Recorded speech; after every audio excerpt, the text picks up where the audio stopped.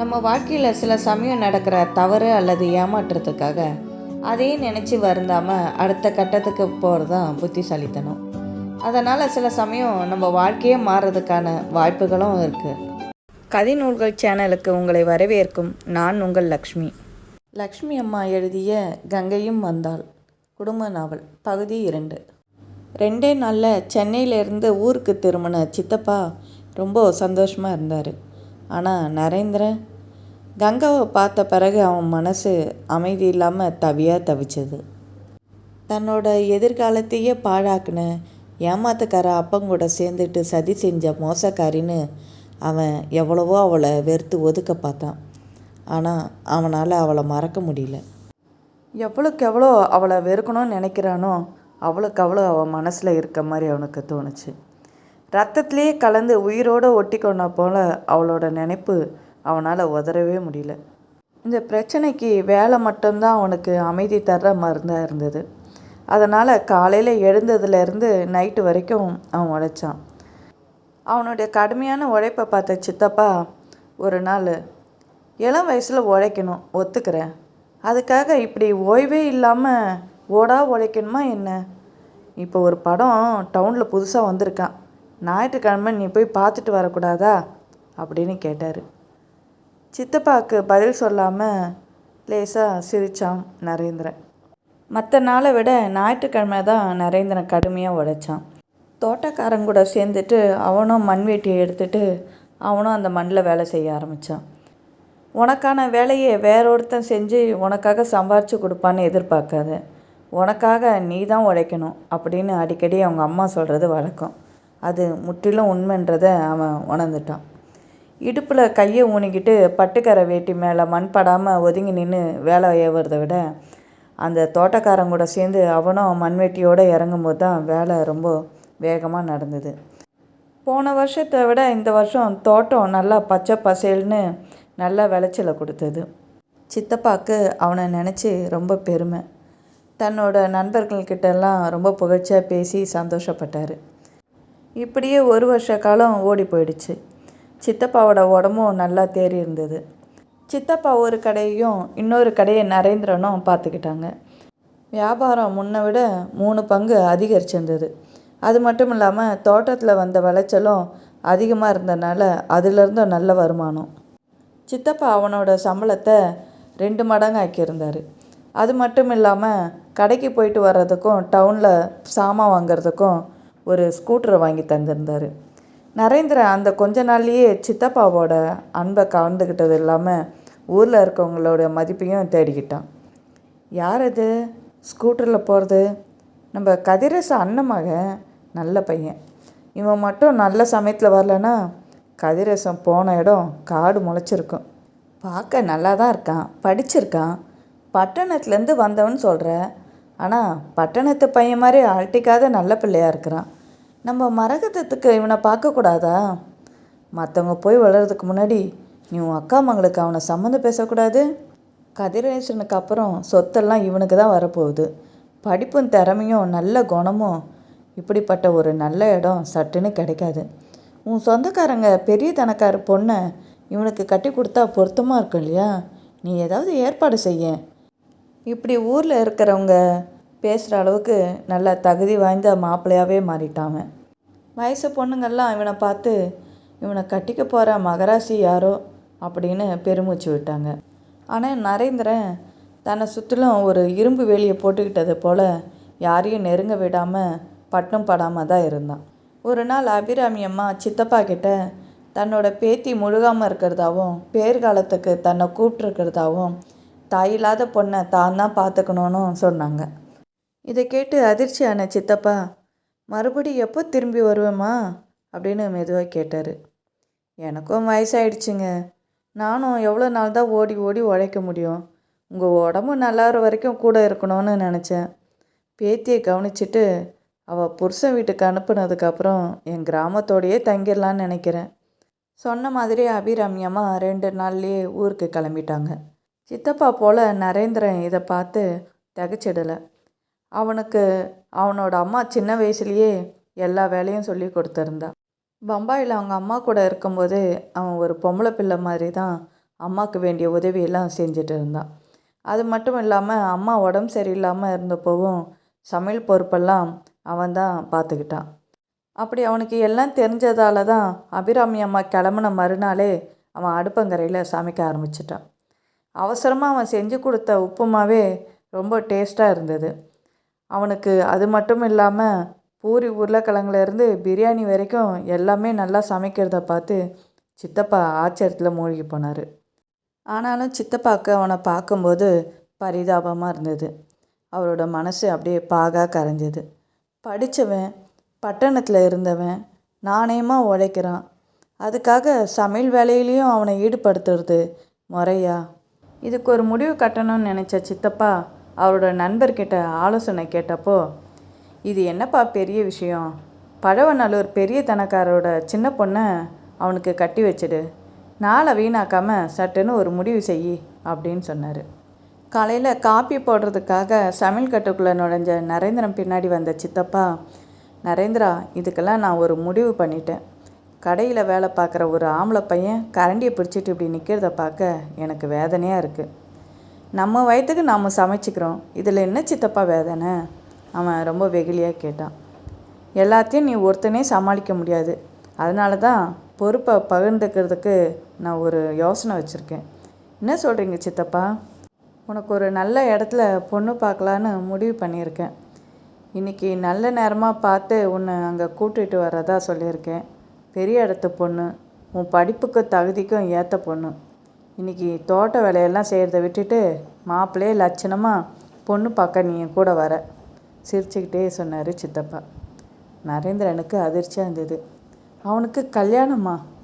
கங்காவை தவிர அவன் மனசில் இன்னொரு பொண்ணுக்கு இடமா? என்னப்பா அப்படி பார்க்குற? கிராமத்து பொண்ணு படிப்பு இல்லாமல் இருப்பான்னு நினைக்காத. பழவநல்லூர் பெரிய தனக்காரு 3 பொண்ணுங்களையும் பக்கத்து டவுனுக்கு அனுப்பி படிக்க வச்சுருக்கிறாரு. முதல் 2 பொண்ணை நல்ல இடத்துல கட்டி கொடுத்துட்டாரு. நம்ம பார்க்க போகிறது 3ஆவது பொண்ணு. பெரிய இடம், இதை நழுவ விடக்கூடாது. பொண்ணு பார்க்க நல்லா அழகாக இருப்பான்னு கேள்விப்பட்டேன். சித்தப்பா ரொம்ப சந்தோஷமாக சொன்னார். இப்போ அவன் என்ன பதில் சொல்வான்? எனக்கு கல்யாணம் வேண்டான்னு சொன்னால் இவ்வளோ வசதி செஞ்சு கொடுத்து சொந்த பிள்ளை மாதிரி பார்த்துக்கிட்ட சித்தப்பா பேச்சை மதிக்கலைன்னு ஆகிடும். சரின்னு சொன்னால் பொண்ணு வீட்டுக்காரங்களுக்கு அவனை பிடிச்சி போய் கல்யாணம் முடிவாயிடுச்சுன்னா இன்னொரு பொண்ணோட அவன் குடும்பம் நடத்த முடியுமா? என்னப்பா யோசிக்கிற? சாயங்காலம் மாப்பிள்ளையே அழகாக ஜம்முன்னு ரெடியாயிரு. சித்தப்பா சிரிச்சுக்கிட்டே அவன் தந்த காப்பி டம்ளரை கையில் எடுத்தார். அந்த வில்வண்டி பழவநல்லூர் பெரிய தனக்கார் வீட்டு முன்னாடி நின்ன உடனே அந்த தெருவே வேடிக்கை பார்த்தது. இவங்க அங்கே வந்து இறங்குறதுக்குள்ளே செய்தி எல்லாருக்குமே பரவி இருந்தது. பெரிய தனக்கார பொண்ணு, கடைசி பொண்ணு மாலதியை பொண்ணு பார்க்க கலியநல்லூர்லேருந்து கடைக்காரர் கதிரேசன் வந்திருக்காராம். அவரோட அண்ணன் மகன் தான் மாப்பிள்ளையாமே, பட்டணத்தில் படித்த பையனா அப்படின்னு எல்லாரும் பேசிகிட்டு இருந்தாங்க. பட்டணத்து பையன் சொல்லவே அவன் எப்படி இருக்கான்னு பார்க்க அந்த தெருவே கூடி இருந்தது. பெரிய தனக்கார அப்படி என்ன ஊரில் இல்லாத பெரிய ஆளை பிடிச்சிட்டாரா அப்படின்னு எல்லாரும் பொறாமையோட வேடிக்கை பார்த்தாங்க. மாடி ரூமில் இருந்த மாலதி கிட்ட அவளோட தோழிங்க ஓடி வந்து, அவங்கெல்லாம் வந்துட்டாங்க, மாப்பிள்ளை எப்படி இருக்காருன்னு இப்போவே பார்த்து சொல்லு. ஜன்னல் வழியாக எட்டி பார்த்தா மாலதி. கிரே கலர் சஃபாரி சூட்டில் ரொம்ப அழகாக தெரிஞ்ச நரேந்திரனை பார்த்த உடனே அவள் மனசு சந்தோஷத்தில் வேகமாக துடிச்சுது. மாப்பிள்ளையை பார்த்த உடனே அவளுக்கு பிடிச்சி போச்சு. அவளோட 2 அக்காங்களை விட இவ அதிகமாக படிச்சிருந்தா. அது மட்டும் இல்லாமல் வீணை வாசிக்கவும் தெரிஞ்சது அவளுக்கு கூடுதலான ஒரு தகுதியாக இருந்தது. கட்டிக்கிறதுக்கு பெண்ணையும் கொடுத்து அவள் மேலே போட்டிருக்க பொண்ணையும் கொடுத்து கொஞ்சம் சொத்தையும் கொடுக்க போகிறாரு பெரிய தனக்காரர். அவளை கட்டிக்கிறதுக்கு கசக்கவா செய்யும். இதை நினச்சி தனக்குள்ளேயே சிரிச்சுக்கிட்டா அவள். அவளோட அத்தை மக அமெரிக்காவில் தான் கணவனோடு இருக்கிறத பார்த்துட்டு தனக்கும் வெளிநாட்டு மாப்பிள்ளை தான் வேணும்னு நினச்சா. ஆனால் பக்கத்து கிராமத்துலேருந்து ஒருத்தன் வரான்னு சொன்னப்போ அவளுக்கு முதல்ல பிடிக்கவே இல்லை. ஆனால் நரேந்திரனை பார்த்த உடனே அந்த வெளிநாட்டு ஆசை மொத்தமாக போயிடுச்சு. இனி காலம் முழுதும் கலியநல்லூர்லேயே கிராமத்து பொண்ணாக வாழணும்னு அவள் தீர்மானித்தாள். சித்தப்பா நரேந்திரன் கிட்ட மெதுவாக, உன் வருங்கால மாமனார் வீட்டை நல்லா பார்த்துக்கோ. இந்த வட்டாரத்துலேயே பெரிய பணக்காரு, கிராமத்தில் நல்ல செல்வாக்கு. இந்த இடம் மட்டும் உனக்கு அமைஞ்சிட்டா நீ பெரிய அதிர்ஷ்டக்காரன். இப்போ கூட டவுனில் ஒரு மரக்கடை திறந்துருக்காரு. ஒரு வேளை அது கடைசி மருமனுக்கு கொடுக்கலான்னு நினைக்கிறாரோ என்னவோ. சித்தப்பா மெதுவாக சொன்னார். சித்தப்பா, நமக்கு இருக்கிற 2 கடைங்களை கவனிக்கவே நேரம் பத்தலை. இதில் இன்னொரு பொறுப்பு வேறையா? பணத்துக்காக என்னை நான் விற்றுக்க முடியுமா சித்தப்பா? நரேந்திரன் மெதுவாக கேட்டான். பட்டுக்கரை வேட்டியும் மல்ஜி பாவுலையும் வாட்டச்சாட்டமாக நின்றுட்டு வாங்கன்னு கூப்பிட்ட பெரிய தனக்காரர் கண்ணில் ஒரு கர்வம் இருந்ததை பார்த்த நரேந்திரனுக்கு மனசில் ஒரு சின்ன மிரட்சி ஏற்பட்டது. சிரிப்பும் பேச்சுமா பொண்ணு பார்க்குற படலம் ஆரம்பிச்சது. பாதாம் அல்வா ஓமப்பொடின்னு சாப்பிட்றதுக்கு கொண்டு வந்து வச்சாங்க. நல்ல திக்கான பாலில் காப்பி கலந்து கொண்டு வந்து கொடுத்தாங்க. பெரிய தனக்காரர் பொண்டாட்டி காஞ்சிபுரம் பட்டம் நெத்தியில் பெரிய குங்குமம் போட்டுமா முன்னாடி வர 2 பொண்ணுங்களுக்கு நடுவே மாலதி பொம்மை மாதிரி தயக்கமாக வந்து நின்னான். பெரியவங்களுக்கு வணக்கம் சொல்லுமா அப்படின்னு ஒருத்தர் குரல் கொடுக்க மாலதி கதிரேசன் சித்தப்பா காலை தொட்டு கும்பிட்டா. நல்லா பார்த்துக்கம்மா, ஒரு வயசான அம்மனி குரல் கேட்டது. பையனும் நல்லா பொண்ணை பார்த்துக்கிட்டோம், அப்புறமா கவலைப்பட வேணாம், ஆம்பளை பகுதியிலேருந்து ஒருத்தர் குரல் கொடுத்தாரு. முகம் செவந்து போன மாலதி மெதுவாக அவனை பார்த்தா. வெக்கத்தில் காது மூக்கும் சூடான நரேந்திரனும் அவளை ஏற இறங்க பார்த்தான். பொண்ணு அழகை பற்றி குறையே இல்லை, அந்தஸ்தை பற்றியும் குறை சொல்ல முடியாது, படிப்பு கோளாறு கிடையாது. ஆனாலும் அவன் மனசில் அட்டை போல் ஒட்டிகிட்டு இருக்க கங்கா மேலே இருக்க காதலை உதற முடியுமா? பெரிய தனக்காரு மீசியை தடவிக்கிட்டு, என் பொண்ணு நல்லா பாடுவா, வீணை நல்லா வாசிப்பா அப்படின்னு கர்வமாக சொன்னார். எங்கள் பையன் மட்டும் என்ன, எம்ஏ படிச்சிருக்கான், வியாபாரம் எல்லாம் தெரிஞ்சவன், அடக்கமான பையன், வெத்தலை பாக்கு போடுற பழக்கம் கூட கிடையாது, சித்தப்பா பெருமையாக சொன்னார். இப்படி 2 பக்கமும் ஒருத்தரை மாற்றி பெருமையாக பேசிக்கிட்டு இருந்தாங்க. இந்த சலசலப்பெலாம் அடங்கின பிறகு சித்தப்பா அவங்க வீட்டோட தனியாக பேச போயிட்டார். நரேந்திரன் மட்டும் தனித்து விடப்பட்டான். பொண்ணு பார்க்குற படலம் முடிஞ்சு வீட்டுக்கு திரும்பும்போது சித்தப்பா, பொண்ணு பிடிச்சிருக்குன்னு நினைக்கிறேன், எனக்கு பிடிச்சி போச்சு, நமக்கு ஏற்ற இடம். பெரிய தனக்காரு மற்ற விஷயத்துலேயும் தாராளமாக இருப்பார்னு நினைக்கிறேன். மற்ற விஷயம்னா என்ன சித்தப்பா? வரதட்சணை சீரு இதை பற்றி தான் சொல்கிறேன். நாம் கேட்குறதெல்லாம் கொடுக்கறதா ஒத்துக்கிட்டாரு. ஒரு நல்ல நாள் பார்த்து நிச்சயத்துக்கு ஏற்பாடு பண்ணணும். அப்புறம் சீக்கிரமாக ஒரு முகூர்த்தத்தில் உனக்கு கல்யாணத்தை நல்லா செஞ்சு முடிச்சிடணும், அவ்வளவுதான். வரதட்சணையா சித்தப்பா? கேட்கவே அசிங்கமாக இருக்கு. அவர் மற்ற பொண்ணுங்களுக்கெல்லாம் ஏராளமாக வரதட்சணை கொடுத்து கட்டி கொடுத்துருக்குறாரு. எனக்கும் இதெல்லாம் பிடிக்காது தான். ஆனால் வரதட்சணை வேண்டான்னு சொன்னால் உனக்கு ஏதோ குறை இருக்குன்னுலாம் நினச்சிக்குவாங்க. அதுக்காக தான். சித்தப்பா, நீங்கள் ரொம்ப கஷ்டப்பட வேணாம், எனக்கு இந்த கல்யாணமே வேண்டாம். சித்தப்பா திடுக்கிட்டு போனார். நரேந்திரா, இப்போ வந்து சொல்கிறியே, இது நியாயமா? பொண்ணு பார்க்குறதுக்கு முன்னாடியே சொல்லியிருந்தா கூட நம்ம அங்கே போயிருக்க வேண்டாம். பெரிய தனக்காரு சிங்காரம் ரொம்ப பொல்லாதவர். இப்போ வேண்டாம்னு சொன்னால் அவர் நம்மளை சும்மா விட மாட்டார். அது கௌரவ பிரச்சனையாச்சே. ஆமாம், நான் தெரியாமல் தான் கேட்குறேன், உனக்கு இந்த பொண்ணை ஏன் பிடிக்கல? என் மனசில் வேற ஒருத்தி இருக்கா அப்படின்னு சொல்ல துணிவு இல்லாமல் முடித்தான் நரேந்திரன். புத்தி கெட்டத்தனமாக பேசாத, நல்ல இடம், நல்ல அழகான பொண்ணு, அடக்கமாக இருக்கா. நான் முடிவு செஞ்சிட்டேன் நரேந்திரா, என் பேச்சை நீ காப்பாற்று, அதுதான் நான் உங்ககிட்ட கேட்குற வேண்டுகோள் அப்படின்னாரு. அவரோட குரலில் ஆதங்கமும் கோபமும் கலந்துருந்தது. சித்தப்பா, அவன் மேலே பேசுறதுக்குள்ளே திருப்பி குறுக்கிட்டார். இதில் நீ வேண்டான்னு சொல்கிறதுக்கு ஒன்றுமே இல்லை. எல்லாரும் சேர்ந்து முடிவு பண்ணியாச்சு. அடுத்த மாதம் வெள்ளிக்கிழமை நிச்சயதார்த்தம் வச்சுக்கிறதா ஏற்பாடு. நம்ம வீட்டில் பொண்ணுங்க யாரும் இல்லாதனால நானே டவுன் பக்கம் போய் புடவை நகை இதெல்லாம் வாங்க வேண்டியிருக்கு. உன் சித்தியோட நகை கொஞ்சம் பீரோவில் இருக்குது, இதெல்லாம் வச்சு நிச்சயத்தை ஓட்டிடலாம். பெரிய தனக்கார பொண்ணாச்சே, அதனால் ஒரு மோதிரமாவது வாங்கி போடலைன்னா மரியாதையாக இருக்காது. நரேந்திரனுக்கு சித்தப்பா சித்தப்பான்னு அலர்னம் போல் இருந்தது. அவனுக்கு துக்கம் நெஞ்சு அடைச்சிது. சித்தப்பா என்ன காரியம் பண்ணிட்டாரு? அவனை கலந்துக்காமையே கல்யாணத்தை முடிவு பண்ணிட்டாரு. அவன் மனசு புலம்பியது. அதுக்கப்புறம் நரேந்திரனோட நிம்மதியே போயிடுச்சு. இப்போ அவன் என்ன செய்ய முடியும்? கடையில் வேலை செய்யும்போதும், தோட்டத்தை பார்த்துட்ருக்கும்போதும், வீட்டில் சமைக்கும்போதும் அவன் மனசை குடஞ்சிக்கிட்டே இருந்தது. எப்படி யோசித்து பார்த்தாலும் இதுலேருந்து அவனால் வெளியே வர்றதுக்கான வழியே தெரியல. ஆனால் சித்தப்பா ரொம்ப சந்தோஷமாக இருந்தார். பெரிய தனக்கார் வீட்டு சம்மந்தம் கிடைச்சதில் ரொம்பவே பூரிச்சு போயிருந்தார். அவரோட அண்ணன் உயிரோடு இருக்கும்போது கவனிக்காமல் விட்ட குறைய ஈடு செய்கிறது போல் நரேந்திரனை மகனாக ஏற்றுக்கிட்டு அவனுக்கு நல்ல வசதியான வாழ்க்கை அமைச்சு கொடுக்கணும்னு அவர் ஆசைப்பட்டார். சில நாள் கழித்து கடையை கவனிக்கிற பொறுப்பு அவங்கிட்ட விட்டுட்டு அவர் அடிக்கடி டவுனுக்கு போயிட்டு இருந்தார். ஒரு நாள் சாயந்தரம் வந்தவர் நரேந்திரன் கிட்ட ஒரு கவரை கொடுத்தாரு. சித்தப்பா, இது என்ன லெட்டரா? எடுத்து பிரித்து பாரேன் அப்படின்னாரு. அதை பிரித்து பார்த்தவன், சித்தப்பா இது உங்கள் உயில் போல் இருக்குது, இதை நான் கண்டிப்பாக பார்க்கணுமா? அவன் தயங்கிட்டே கேட்டான். கண்டிப்பாக நீ படிக்கணும், இது உங்ககிட்ட பத்திரமா வச்சுக்கோ, எல்லாத்தையும் காலகாலத்தில் செய்யணும்னு நான் ஆசைப்பட்றேன். பெரிய தனக்காரர் சிங்காரம் உன்னை பற்றி ரொம்ப தாழ்வான்னு நினைக்கக்கூடாது.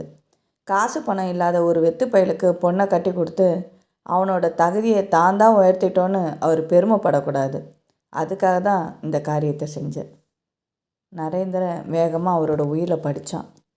அந்த சொத்தில் ஒரு பகுதி கோயிலுக்கும் கொஞ்சம் கிராமத்து ஸ்கூலுக்கும் எழுதியிருந்தார். மீதி எல்லாத்தையும் அவன் பேருக்கு எழுதியிருந்தார். சித்தப்பா, என்ன காரியம் செஞ்சுருக்கீங்க? எனக்கு சம்பளம் கொடுத்து சாப்பாடு போட்டு பார்த்துக்கிறீங்க, அது போதாதா? போதாது. நான் திடீர்னு போயிட்டா தொடர்ந்து கடையை பார்த்துட்டு போக நீ கஷ்டப்படக்கூடாது. சட்டப்படி நீ தான் என் வாரிசுன்னு நான் முடிவு செஞ்சுருக்கேன், அவ்வளவுதான். நரேந்திரன் அப்படியே உருகி போனான். அவன் முதல்ல அவரை தேடிட்டு வந்தப்போ அவர்கிட்டேருந்து அவன் அதிகம் எதிர்பார்க்கல. இருக்கிறதுக்கு இடம் தந்து ஒரு வேலை தந்தால் போதும்னு நினச்சான். ஆனால் இருக்கிறதுக்கு இடம் கொடுத்து சாப்பாடு தந்து வேலை தந்து இப்போது சொத்தையும் எழுதி கொடுக்க ஏற்பாடு பண்ணிட்டாரு. அவரோட பேச்சுக்கு இனி அவன் மறுப்பே தெரிவிக்க முடியாது. நன்றி சித்தப்பா, எனக்கு வேறு என்ன சொல்கிறதுன்னே தெரியல. ஒன்றும் சொல்ல தேவையில்லை. நான் பார்த்து வச்சிருக்கிற சிங்காரத்தோட பொண்ணை கட்டிக்கிட்டு நீ சந்தோஷமாக இருந்தால் போதும். அப்படின்னா அவன் தப்பிக்கிறதுக்கு வழியே இல்லையா? அவன் கவலையிலேயே மூழ்கி போனான். கொஞ்ச நாள் கழித்து ஒரு நாள் சாயந்தரம் வீடு திரும்பின சித்தப்பா ரொம்ப சந்தோஷமாக இருந்தார். என்ன நரேந்திரா, என்ன செஞ்சிட்ருக்க, இப்படி வா அப்படின்னு ஆசையாக கூப்பிட்டாரு. காப்பியை கலந்துட்டு அவர் பக்கத்தில் வந்த நரேந்திரன் கிட்ட, இந்த வேலையெல்லாம் இன்னும் கொஞ்ச நாள் தான், அடுத்த மாதம் 10ஆம் பெரிய தனக்கார் நிச்சயதார்த்தத்துக்கு ஏற்பாடு பண்ணிட்டார். இப்போ நாங்கள் அவர்கிட்ட பேசி முடிவு செஞ்சுட்டு தான் வரேன். வர்ற வெள்ளிக்கிழமை நிச்சய பத்திரிகையை அவர் ப்ரெஸ்ஸுக்கு அனுப்ப போகிறாரு. நாமளும் முகூர்த்த பத்திரிக்கையை சீக்கிரமாக ப்ரெஸ்ஸில் கொடுத்து அடிக்கணும் இல்லையா? வர வழியில் நம்ம கீழே தெரு ஜோசியர்கிட்ட கேட்டுட்டு வந்திருக்கேன். வர்ற மாதம் 15ஆம் முகூர்த்த நாளாம். நாளைக்கு அவரே நல்ல நேரம் பார்த்து பத்திரிக்கை எழுதுறதுக்கு இங்கே வரேன்னு சொல்லியிருக்காரு. படபடன்னு சந்தோஷமாக பேசினார் கதிரேசன் சித்தப்பா. அதிர்ந்து போனான் நரேந்திரன். யாரோ அவனை பெரிய சங்கிலியில் கட்டி போட்ட போல் ஒரு உணர்வு. பொண்ணுங்களை தான் இந்த மாதிரி வற்புறுத்தி கட்டி கொடுப்பாங்க, ஆம்பளைக்கும் இந்த நிலைமையா? சமூகத்துக்கு பயந்து பொண்ணு வேறு வழி இல்லாமல் கழுத்தை நீட்டுறான். ஆனால் அவன் ஒரு ஆண்மகன், வற்புறுத்தலுக்கு அடிப்பணிய தேவையில்லையே. எதுக்காக அவன் தன்னை பழி கொடுத்துக்கணும்? சித்தப்பாவுக்கு விசுவாசமாக இருக்கணும், அதுக்காக தன்னையே பழி கொடுக்க முடியாது. பேங்க்கில் அவன் சேர்த்து வச்சுருக்க பணத்தை எடுத்துக்கிட்டு சித்தப்பாவுக்கு தன் நிலைமையை பிரிவாக லெட்டர் எழுதி மன்னிப்பு கேட்டுட்டு சத்தமில்லாமல் ட்ரெயினில் ஏறி இந்த ஊரை விட்டு ஓடிடணும்னு அவன் மனசில் நினச்சான். என்னப்பா யோசிக்கிற? டவுன்லேருந்து வரும்போது உனக்கு அல்வாவும் கார பாக்கோடாவும் வாங்கிட்டு வந்தேன், வா காப்பியோடு சேர்ந்து சாப்பிட்லாம். அல்வா துண்டு அவன் தொண்டையில் வேப்பங்காயாக கசந்தது. மறுநாள் தன்னோட தீர்மானத்தை நிறைவேற்றணும்னு நினச்சபடி படுக்க போனான். அவன் ரொம்ப நாள் கழித்து முதலாக அன்னைக்கு தான் நல்லா தூங்கினான். நடு ராத்திரியில் சித்தப்பா ரூம்லேருந்து ஏதோ சத்தம் கேட்டுது. திடுக்குன்னு முழிச்சு பார்த்தவன் வேகமாக அவரோட ரூமில் போய் விளக்க போட்டான். சித்தப்பா எழுந்து உக்காந்துருந்தார். ஃபேன் ஓடிட்டு இருந்தாலும் அவர் நெத்திலேருந்து வேர்வையாக காது வழியாக வழிஞ்சிட்டு இருந்தது. மூச்சு விட ரொம்ப கஷ்டப்பட்டுட்டு இருந்தார். என்ன சித்தப்பா, என்ன ஆச்சு? அவன் பதட்டமாக கேட்டான். நரேந்திரா, எனக்கு நெஞ்சு வலிக்குது. முன்ன இப்படி தான் ஒரு தடவை நெஞ்சு வலி வந்தது. டாக்டர் பார்த்துட்டு லேசாக மாரடைப்பு வந்திருக்குன்னு சொன்னார். இப்போ வலி ரொம்ப அதிகமாக இருக்குது அப்படின்னு திக்கு திணறி சொன்னார். நரேந்திரனுக்கு அம்மா பட்ட அவஸ்தை ஞாபகத்துக்கு வந்தது. அடிவேரை ஏதோ செய்ய ஓடி போய் டம்ளரில் தண்ணி கொண்டு வந்து அவருக்கு கொடுத்தான். முகத்தை தொடச்சிட்டு மெல்ல அவரை படுக்கையில் படுக்க வச்சுட்டு, கொஞ்சம் பொறுத்துக்கங்க சித்தப்பா, நான் டாக்டரை கூட்டிகிட்டு வரேன் அப்படின்னு வேகமாக ஸ்கூட்டர் எடுத்துகிட்டு வெளியே கிளம்புனான். டாக்டரோடு வந்து பார்க்கும்போது சித்தப்பாவோட உயிர் பிரிஞ்சிருந்தது. உண்மையா சித்தப்பா இறந்துட்டாரா? அவன் பலமுறை தன்னையே கேட்டுக்கிட்டான். அதிர்ச்சியோடு அவர் பக்கத்துலேயே கொஞ்ச நேரம் உக்காந்துருந்தான். எப்படியோ அந்த செய்தி அந்த ஊர் முழுக்க பரவிடுச்சு. அவனோட வருங்கால மாமனார் சிங்காரமும் கொஞ்சம் பேரை கூட்டிகிட்டு அங்கே வந்திருந்தார். சித்தப்பாவோட இறுதி காரியம்லாம் வேகமாக நடந்தது. சித்தப்பா இல்லாத வீடு ரொம்ப வெறுமையாக இருந்தது. அவன் அவரை விட்டு ஓடுறதுக்கு முன்னாடி அவனை விட்டு நிரந்தரமாகவே போனதை நினச்சி அவனுக்கு ரொம்ப அதிர்ச்சியாக இருந்தது. ரொம்ப துக்கமாகவும் இருந்தது. சித்தப்பா இறந்தனால கல்யாணத்தை கொஞ்சம் நாளைக்கு தள்ளி போட வேண்டியிருக்கிறதா சிங்காரத்துக்கிட்டேருந்து செய்தி வந்தது. இதுதான் நல்ல சந்தர்ப்பம்னு நினச்ச நரேந்திரன் சிங்காரத்துக்கு ஒரு லெட்ரு எழுதினான். அன்புள்ள பெரிய தனக்காரர் திரு சிங்காரம் அவர்களுக்கு பணிவோடு எழுதி கொள்ளும் கடிதம். எனது அருமை சித்தப்பா திடீர்னு மாரடைப்பில் இறந்தனால நான் ரொம்ப துக்கப்பட்டிருக்கேன். இந்த மனநிலைமையில் என்னால் தற்சமயம் இப்போது கல்யாணம் செஞ்சுக்க விருப்பம் இல்லை. உங்கள் மகளுக்கு வேறு இடத்துல திருமணம் செஞ்சு வைக்கும்படி வருத்தத்தோடு தெரிவித்து கொள்கிறேன். இங்கனம் நரேந்திரன். லெட்டரை துணிஞ்சு தபால் பெட்டியில் சேர்த்துட்டான். 2 நாள் கூட ஆயிருக்காது. அதுக்குள்ளே சிங்காரத்தோட சார்பில் 2 பெரியவங்க பேச வந்தாங்க. தம்பி, உன் கடுதாசிலாம் வந்தது, ஆனால் சிங்காரம் இதுக்கெல்லாம் ஒத்துக்க மாட்டேன்றாரு. இன்னொருத்தர், அதை எப்படிப்பா பொண்ணை பார்த்து எல்லாம் பேசி முடித்த பிறகு துக்கம் ஏற்பட்டுடுச்சுன்றதுக்காக அதை நிறுத்த முடியுமா? போனவர் போயிட்டாரு, அதுக்காக இருக்கவங்களை கஷ்டப்பட வைக்கலாமா அப்படின்னாரு. நாங்கள் பொண்ணு கேட்டு வந்த நேரம் நல்லா இல்லைன்னு நினைக்கிறேன். அதனால் அவரை வேறு இடத்துல பார்த்துக்க சொல்லுங்கள் அப்படின்னா நரேந்திரன். வீணா அந்த பொண்ணு பேர் கெட்டு போயிடாதா அப்படின்னாரு முதல்ல பேசினவர். நல்லா யோசித்து பார்த்துட்டு தான் சொல்கிறேன். இந்த நிலமையில் எனக்கு இப்போது கல்யாணமே வேண்டான்னு நினைக்கிறேன் அப்படின்னு அவன் ரொம்ப பிடிவாதமாக சொன்னான். அவங்க 2 பேரும் அங்கேருந்து கிளம்பிட்டாங்க. அப்பாடா, கால் வலங்க கழட்டி விட்ட மாதிரி நிம்மதி பெருமூச்சு விட்டான் நரேந்திரன். சித்தப்பா மறைவுக்கு பின்னாடி நரேந்திரன் அந்த கிராமத்தில் ரொம்ப நாள் இருக்க விரும்பலை. சீக்கிரமே தான் இறந்துடுவோன்னு நினச்சாரு போல் கதிரேசன் சித்தப்பா கடைங்களையும் அந்த சொத்துங்களையும் அவன் பேரில் எழுதி வச்சுட்டு போயிருந்தார். ஒரு வகையில் அவனுக்கு அது நல்லதாகவும் இருந்தது. சித்தப்பா மறைஞ்ச கொஞ்ச நாள்லேயே அவன் அந்த கடைங்களை நல்ல லாபத்துக்கு விற்றுட்டான். வீடும் மற்ற சொத்துங்களும் சட்டப்படி அவன் பேரில் வர்ற வரைக்கும் காத்திருந்து அதையும் விற்று முதலாக்கிக்கிட்டான். 2 மாதம் வரைக்கும் இருந்துட்டு வீடை காலி பண்ணிக்கிறேன்னு சொல்லி வீடு விற்றவருக்கு அவன் வாக்கு கொடுத்துருந்தான். வாடகையும் கொடுத்துருந்தா அதுக்கு ஒத்துக்கிட்டான். அவன் கையில் தாராளமாக முதலும் சேர்ந்துருந்தது. பட்டணத்துக்கு போய் ஏதாவது ஒரு வியாபாரத்தில் முன்னேறி தனக்கும் சாமர்த்தியம் இருக்குன்றத ரத்னசாமிக்கு உணர்த்தணும்னு அவன் மனசு துடிச்சுது.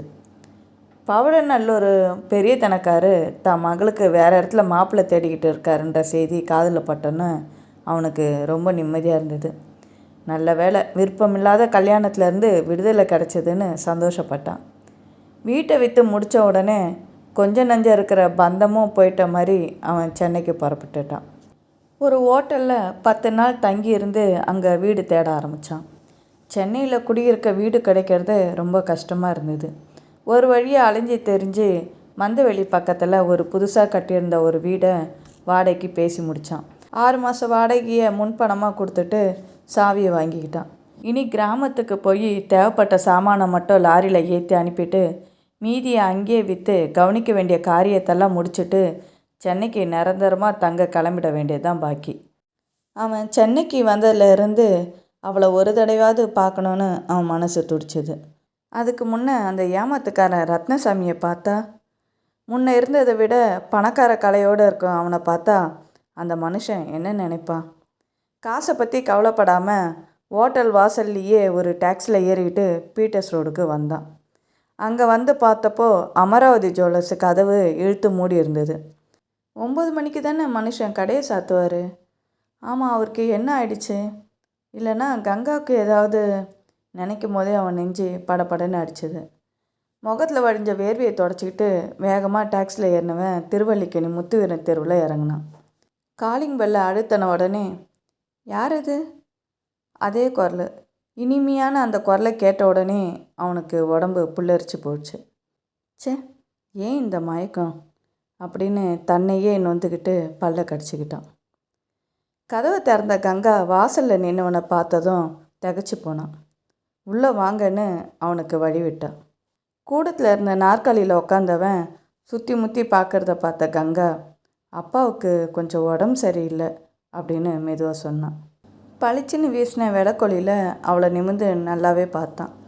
முன்ன பார்த்தது போலவே அவள் எந்த வித மாற்றமும் இல்லாமல் அப்படியே தான் இருந்தாள்.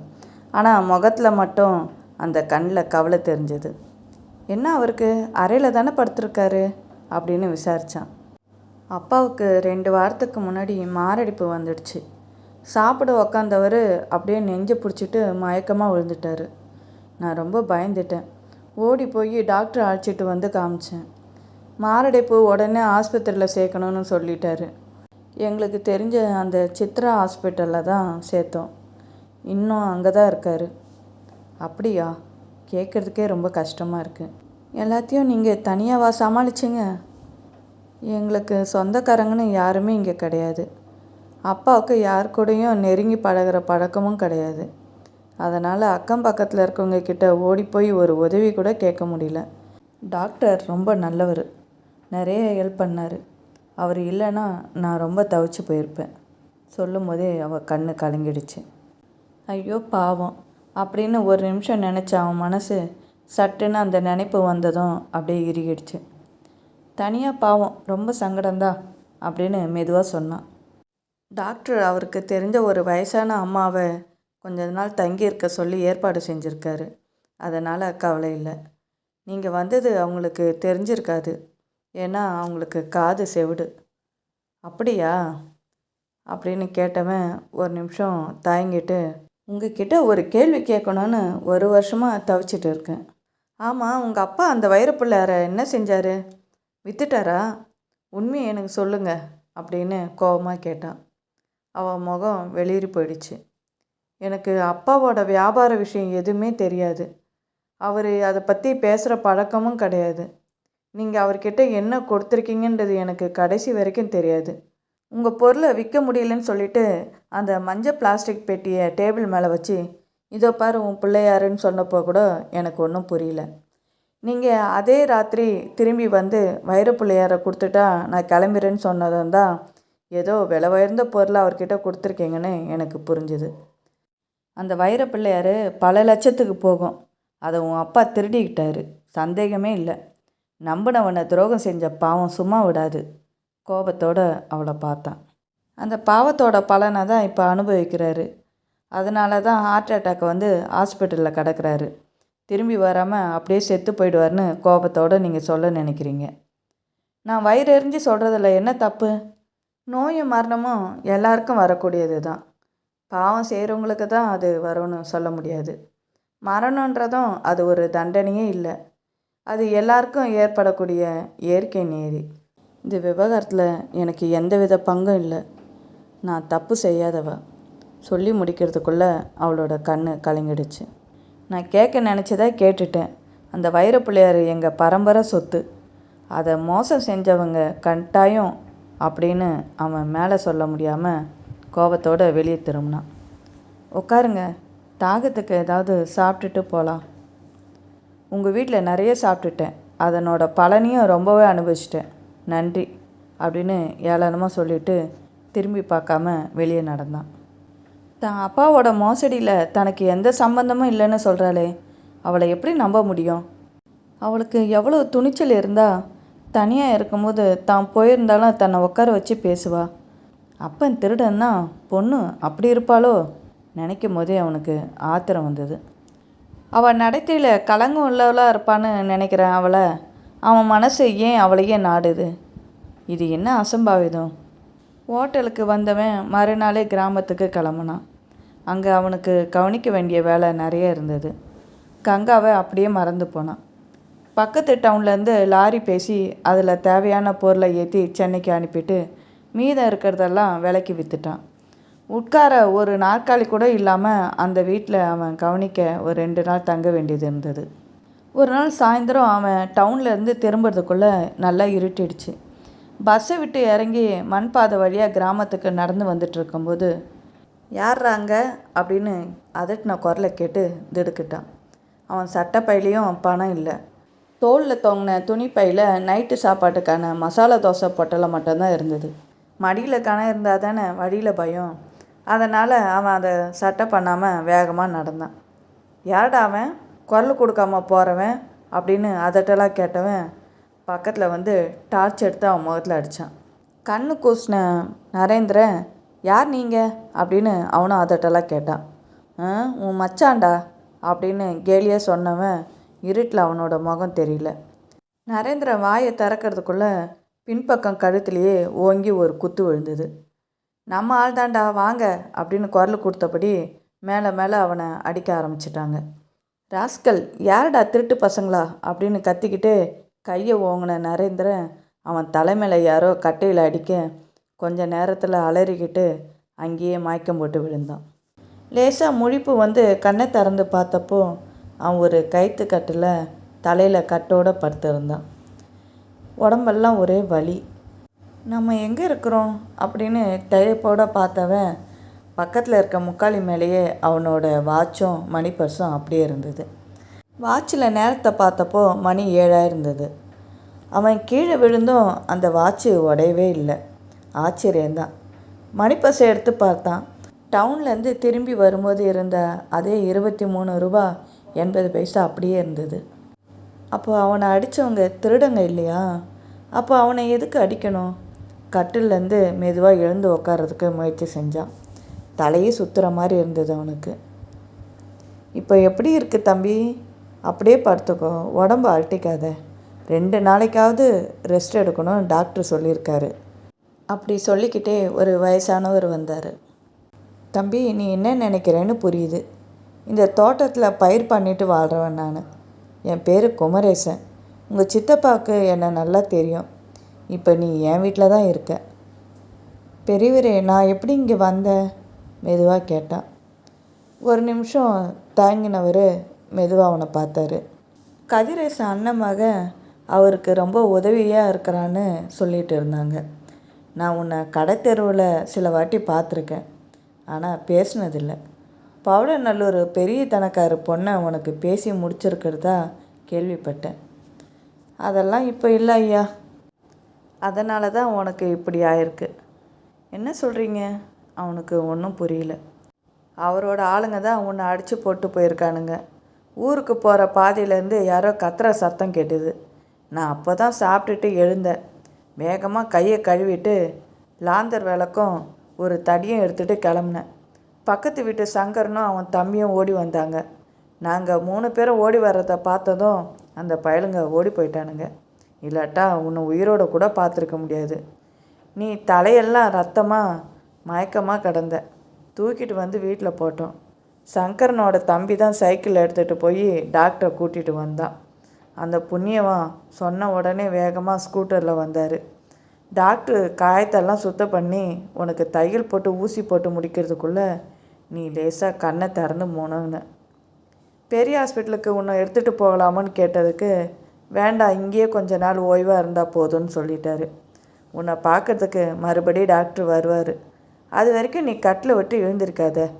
வெளியே ஏதாவது போகணுன்னா என்னை கூப்பிடு, கைத்தாங்களாக உன்னை நான் அழைச்சிட்டு போகிறேன். பெரியவர் எல்லாத்தையும் விவரமாக சொன்னார். பவுடநல்லூர் பெரிய தனக்காரு என்னை ஏன் அடித்து போடணும்? விஷயம் தெரியாத பிள்ளையா இருக்கே தம்பி நீ. அவர் பொண்ணை கட்டிக்க முடியாதுன்னு நீ கடுதாசி போட்டுருந்தியா? நெசமா? ஆமான்னு தலையாட்டினான் நரேந்திரன். அவனோட சொந்த விஷயம் இப்படி ஊரெல்லாம் தெரிகிற மாதிரி கதையாயிடுச்சு. ஆச்சரியத்தோடு அவரை பார்த்தான். பெரியவர் மெதுவான குரலில், அந்த பெரிய தனக்கார் சிங்காரம் பெரிய ரவுடி. ஒரு தடவை அவர் வாங்க இருந்த கூரை வீட்டை பக்கத்து தெரு பழனி வாங்கிட்டான்.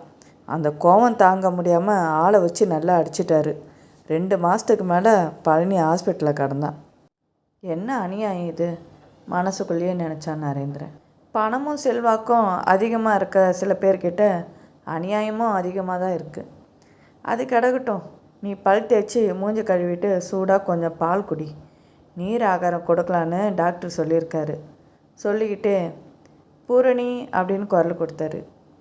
ஏம்மா இவ்வளோ நேரம் அப்படின்னு அவளை பார்த்து அதட்டினார். குளிச்சுட்டு வர கிணத்தடிக்கு போயிருந்தேன் தாத்தா சொன்ன குரலை கேட்டு நிமிர்ந்து பார்த்தான். சந்தன சோப்பு வாசனையோட வாசலில் நின்றுட்டு இருந்த அந்த பொண்ணை பார்த்தவன் திகைச்சு போயிட்டான். 20 வயசு இருக்கும். ஒல்லியாக உயரமாக இருந்தா. கையில் கண்ணாடி வளையலும் நெத்தியில் குங்குமம் போட்டும் தலையில் கொண்டை போட்டுக்கிட்டு மாநிறமாக அழகாக இருந்தா. எழுந்துட்டாரா தாத்தா? அவனை பார்த்து சிரிச்சா. அந்த முகத்தில் தெரிஞ்ச கவர்ச்சியை பார்த்து அவன் அப்படியே பிரமிச்சு போனான். டாக்டர் சொன்னபடியே காலையிலேயே முடிச்சுக்கிட்டாருமா. நீ கொஞ்சம் சுடு தண்ணியும் பல் துளக்க பல்பொடியும் கொஞ்சம் சோப்பும் துண்டும் இதெல்லாம் எடுத்துகிட்டு வாயேன். தாத்தா சொன்னபடியே கொண்டு வந்த பூரணி, பல் துளைக்கிட்டு இந்த சட்டிலேயே கொப்பளிச்சிடுங்க, இந்தாங்க சோப்பு, முகத்தை கழுவிட்டு நல்லா தொடச்சிக்கங்க அப்படின்னு அன்போட பணிவிட செஞ்சா. அவனோட தயக்கத்தை பார்த்த பூரணி, இது புது துண்டு, இப்போ தான் துவைச்சி காய வச்சிருந்தேன், சோப்பு கட்டி கூட புதுசு தான் அப்படின்னு சொல்லி சிரிச்சா. அவளோட பேச்சு கவனிப்பு எல்லாம் அவன் எரிஞ்சிட்ருக்க உடம்பு சிராய்ப்பு மேலே மருந்து தடவுனது போல் எதமாக இருந்தது. ஏதோ நல்லா பழகின நர்ஸு போல் அவன் கொப்பளிச்சு துப்புன சட்டி தண்ணியை எடுத்துகிட்டு போய் அருவறுப்பு இல்லாமல் வெளியே கொட்டிட்டு வந்தான். ஈரத்துண்டு எடுத்து முகத்தை தொடச்சி அவன் தயாராகிறதுக்குள்ளே சமையல் அறையிலேருந்து சூடான பால் டம்ளரோட வெளியே வந்தான். இது எங்கள் செவலை பசுமாட்டு பால், ருசியாக இருக்கும், சாப்பிடுங்க, டாக்டர் வந்து பார்த்த பிறகு புழுங்கல் அரிசி கஞ்சி செஞ்சு தரேன் அப்படின்னு ரொம்ப பரிவாக சொன்னான். அவன் இருந்த அந்த வீடு ரொம்ப சின்ன வீடு, ஓட்டு வீடாக இருந்தது. கதவை திறந்து வெளியே வந்தால் ஒரு பெரிய தோட்டமே தெரிஞ்சது. பெரியவர் அவனை பார்த்ததும், உன்னை போல் நானும் வெளியூர்லேருந்து இங்கே பிழைக்க வந்தவன், மாமன் பொண்ணை கட்டிக்கிட்டு இங்கே தங்கிட்டேன், இது என் மனைவி வழியாக வந்த சொத்து, ஒரு பொண்ணை பெற்றுட்டு அவள் போயிட்டா, பொண்ணை வளர்த்து என் பிறந்த ஊர்லேயே சொந்தத்திலே கட்டி கொடுத்தேன். நாங்கள் திருச்சியை சேர்ந்தவங்க. என் பேத்தி 12வது படிக்கும்போது மருமகனும் மகளும் ஒருத்தர் பின்னாடி ஒருத்தர் போயிட்டாங்க. அப்பா அம்மா இல்லாத பூரணியை நான் தான் இங்கே கொண்டு வந்து வச்சிட்ருக்கேன். இந்த வயசு காலத்தில் அவள் இருக்கிறது எனக்கு ரொம்ப ஆதரவாக இருக்குது. ஆனாலும் எவ்வளோ காலத்துக்கு அவள் என்னோட இருக்க முடியும்? அப்படி சொல்லிகிட்டு இருக்கும்போது வாசலில் ஸ்கூட்ரு வந்து நிற்கிற சத்தம் கேட்டது. டாக்டர் வந்துட்டாருன்னு சொல்லிக்கிட்டு பெரியவர் வெளியே வந்தார். கையில் மருந்து பெட்டியோட பெரியவர் வயசு இருக்கிற ஒரு டாக்டர் உள்ளே வந்தார். முகத்தில் சிரிப்போட ரொம்ப கனிவான குரலில் அவனை விசாரித்தார். கொஞ்ச நேரம் அவனை செக் பண்ணவர், இன்னும் 2 நாளைக்கு ரெஸ்ட் எடுக்கணும், தலையில் அடிபட்டனால தொடர்ந்து கவனிக்கணும், கொஞ்சம் ரத்தப்போக்கம் இருக்கிறனால பலவீனமாக இருக்கும், அதெல்லாம் சரியாயிடும், மூளையில் ரத்த கசிவு எதுவும் இருக்கக்கூடாதுன்னு கவலைப்பட்டேன், அதெல்லாம் இல்லை, கவலைப்பட தேவையில்லை, ஆனாலும் உங்களுக்கு ரெஸ்ட்டு கண்டிப்பாக அவசியம் சொல்லிவிட்டு சாப்பிட வேண்டிய ஆகாரம் மருந்துங்களெல்லாம் அவரோட ப்ரிஸ்கிரிப்ஷனில் எழுதி டேபிள் மேலே வச்சார். நரேந்திரன் டாக்டர்கிட்ட மெதுவாக, எங்கள் வீட்டுக்கு போய் நான் ரெஸ்ட் எடுத்துக்கிறேன் டாக்டர், மாட்டு வண்டியில் போகலாமா அப்படின்னு கேட்டான். என்ன தம்பி, என்ன சொல்கிற? அங்கே உன்னை கவனிக்க யார் இருக்கா? கூச்சப்படாமல் இங்கே இரு, கதிரேசனுக்கு நானும் ஒரு வழியில் சொந்தக்காரன்தான், என்ன ரொம்ப பேசிக்கிட்டது இல்லை, மற்றபடி இதுவும் உன் வீடு தான் அப்படின்னாரு பெரியவர். ஆமாம், நீ இங்கேயே தங்கிறது தான் நல்லது, இவங்கெல்லாம் உன்னை கவனிச்சுப்பாங்க, எனக்கும் உன்னை வந்து பார்த்துட்டு போக வசதியாக இருக்கும் டாக்டர் சொல்லிவிட்டு அங்கேருந்து கிளம்புனார். உங்களுக்கு தான் ரொம்ப கஷ்டம், டாக்டர் ஃபீஸு மருந்து செலவு இதெல்லாம் நான் கொடுத்துடுவேன், இதுக்கெல்லாம் சம்மதம்னா நான் இங்கே இருக்கிறேன் அப்படின்னு கண்டிப்பாக சொன்னேன். காயெல்லாம் கொஞ்சம் ஆறட்டும், டாக்டர் வந்து தையலை பிரிச்சுட்டு நீ வீட்டுக்கு போகலான்னு சொன்னதுக்கப்புறம் நீ மெதுவாக கணக்கு பார்த்து பணத்தை கொடுத்தா போதும், ஆனால் நாங்கள் செய்கிற இந்த உதவிக்கு உங்ககிட்டேருந்து நாங்கள் எதையும் எதிர்பார்க்கலன்றதை நீ புரிஞ்சுக்கணும் அப்படின்னாரு. அவன் பக்கத்தில் முக்காலியில் கொஞ்ச நேரம் உட்காந்துருந்தவர், விடியற் காலையிலேயே செஞ்சுருக்க வேண்டிய வேலை, வெண்டைக்காயெல்லாம் அறுத்து டவுன் கடைக்கு அனுப்புகிற வேலை, தோட்டத்தில் வேலை செய்கிற பையன் என்ன பண்ணிகிட்ருக்கான்னு வேற பார்க்கணும், நான் வரேன்ப்பா, எனக்காக நீங்கள் காத்திருக்க வேணாம், நான் கொஞ்சம் பழைய சோறு மட்டும் சாப்பிட்டுப்பேன், எனக்கு காப்பி டீலாம் பிடிக்காது, என் பேத்தி தான் காப்பி டீன்னா அலைவா, அவளுக்கு காலையில் சூடாக இட்லி தோசை ஏதாச்சும் சாப்பிட்லன்னா வேலையே ஓடாது, படிக்கிறப்போ ஹாஸ்டலில் இருந்ததுனால இந்த பழக்கம், உங்களுக்கு இன்றைக்கி கஞ்சி தான் ஆகாரம், உடம்பு கொஞ்சம் தேர்னதும் நாளையிலேருந்து சாதாரண சாப்பாடு தரலான்னு டாக்டர் சொல்லியிருக்காரு, வெளியே எங்கன்னா போகணுன்னா என்னை கூப்பிட சொல்லுங்கள் அப்படின்னு படபடன்னு சொல்லிவிட்டு அங்கேருந்து கிளம்பிட்டார். இன்னும் 1 வாரத்துக்கு இங்கே இருக்கணுமா அப்படின்னு முனகிட்டு நரேந்திரன் கட்டிலில் சாஞ்சான். ஏன் இப்படி அழுத்துக்கிறீங்க? உங்கள் சித்தப்பா வீட்டை போல் எங்கள் வீடு ஒன்றும் அவ்வளோ பெருசு இல்லை. ஆனால் மனசு ரொம்ப பெருசு. நல்லாவே உங்களை பார்த்துப்போம் அப்படின்னு சொல்லிக்கிட்டு கால்கிட்ட இருந்த பெட்ஷீட் எடுத்து அவனுக்கு கழுத்து வரைக்கும் போற்றி விட்டா பூரணி. அவள் கண்ணில் தெரிஞ்ச அன்புக்கும் அந்த கனிவான பேச்சுக்கும் என்ன அர்த்தம்னு புரியாமல் குழம்பி போனான் நரேந்திரன். ஒரு வாரம் ஓடிடுச்சு. அவனை பார்க்க வந்த டாக்டர், தலையில் பட்ட அடி நெத்தியில் கொஞ்சம் காயத்தை உண்டு பண்ணியிருக்கு, நல்ல வேளையாக மூளையில் ரத்த கசிவு எதுவும் இல்லை அப்படின்னு சொல்லிக்கிட்டு அவனுக்கு போட்ட தையலை மெதுவாக பிரித்தார். அது மேலே மருந்தை வச்சு தடவிட்டு பிளாஸ்டிக் போட்டு விட்டார். இன்னும் கொஞ்சம் நாள் இந்த வடு தானாக மறைஞ்சிடும். அப்படி தெரிஞ்சாலும் அது ஒரு சின்ன கோடு மாதிரி தான் இருக்கும். தலைமுடியை அது மேலே அப்படி வாரினீங்கன்னா அதுவும் கண்ணுக்கு தெரியாது அப்படின்னு சிரிச்சுக்கிட்டே சொன்னவர் அவன் சாப்பிட வேண்டிய மருந்து இதெல்லாம் எழுதிட்டு கிளம்புனார். கிளம்புறதுக்கு முன்னாடி, நீங்கள் சென்னைக்கு போனதும் நரம்பியல் டாக்டர்கிட்ட ஒரு தடவை செக் பண்ணுறது நல்லது. அடிபட்டு ரத்தம் நிறைய போனனால பலவீனமாக இருந்தாவன் இந்த ஒரு வாரத்தில் உடம்பு கொஞ்சம் நல்லா தேறியிருந்தான். பூரணி அவனுக்கு வாய்க்கு ருசியாக நல்லா சமைச்சு போட்டான். பக்கத்தில் உட்காந்து அவள் செஞ்ச உபசரிப்பு கொஞ்சம் நஞ்சமில்லை. அவனை பார்க்கும்போதெல்லாம் அந்த கண்ணில் தெரிஞ்ச அன்பை அவனால் அதை புரிஞ்சிக்கவே முடியல. அவளோட குரல் ஓசைப்படாமல் அவள் வீட்டுக்குள்ளே வளைய வர்றது இதெல்லாம் அவனுக்கு அவங்க அம்மாவை ஞாபகப்படுத்தியது. காலையில் அவன் எழுந்து பல் துலக்கின உடனே அவனுக்கு பசும்பாலை காய்ச்சி கொடுத்துட்டு தாத்தாவும் பேத்தியும் தோட்டத்துக்கு போயிட்டாங்க. அவன் மெதுவாக எழுந்து அங்கே வெளியே வரும்போது பெரியவரும் பூரணியும் காயெல்லாம் பறித்து கூடையில் போட்டுக்கிட்டு இருந்தாங்க. பெரியவர் இவனை பார்த்தோன்னே வேகமாக வந்தார். என்னப்பா, உடம்பு பரவாயில்லையா அப்படின்னு கேட்டுக்கிட்டு அந்த கிணத்து பக்கத்தில் இருந்த கல் மேலே அவனை உட்கார சொல்லிவிட்டு பக்கத்தில் இன்னொரு கல்லில் அவர் உக்காந்தார்.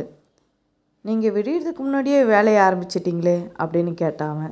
இந்த நிலமும் வீடும் தான் என் சொத்து. இதில் விளையிறத டவுன் கடையில் போட்டு கொண்டு வர்றதை வச்சு தான் நாங்கள் வாழ்க்கை நடத்திட்டு இருக்கோம்.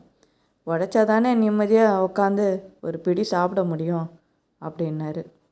உங்களுக்கும் உங்கள் பேத்திக்கும் நான் ரொம்பவே கடமைப்பட்டிருக்கேன்.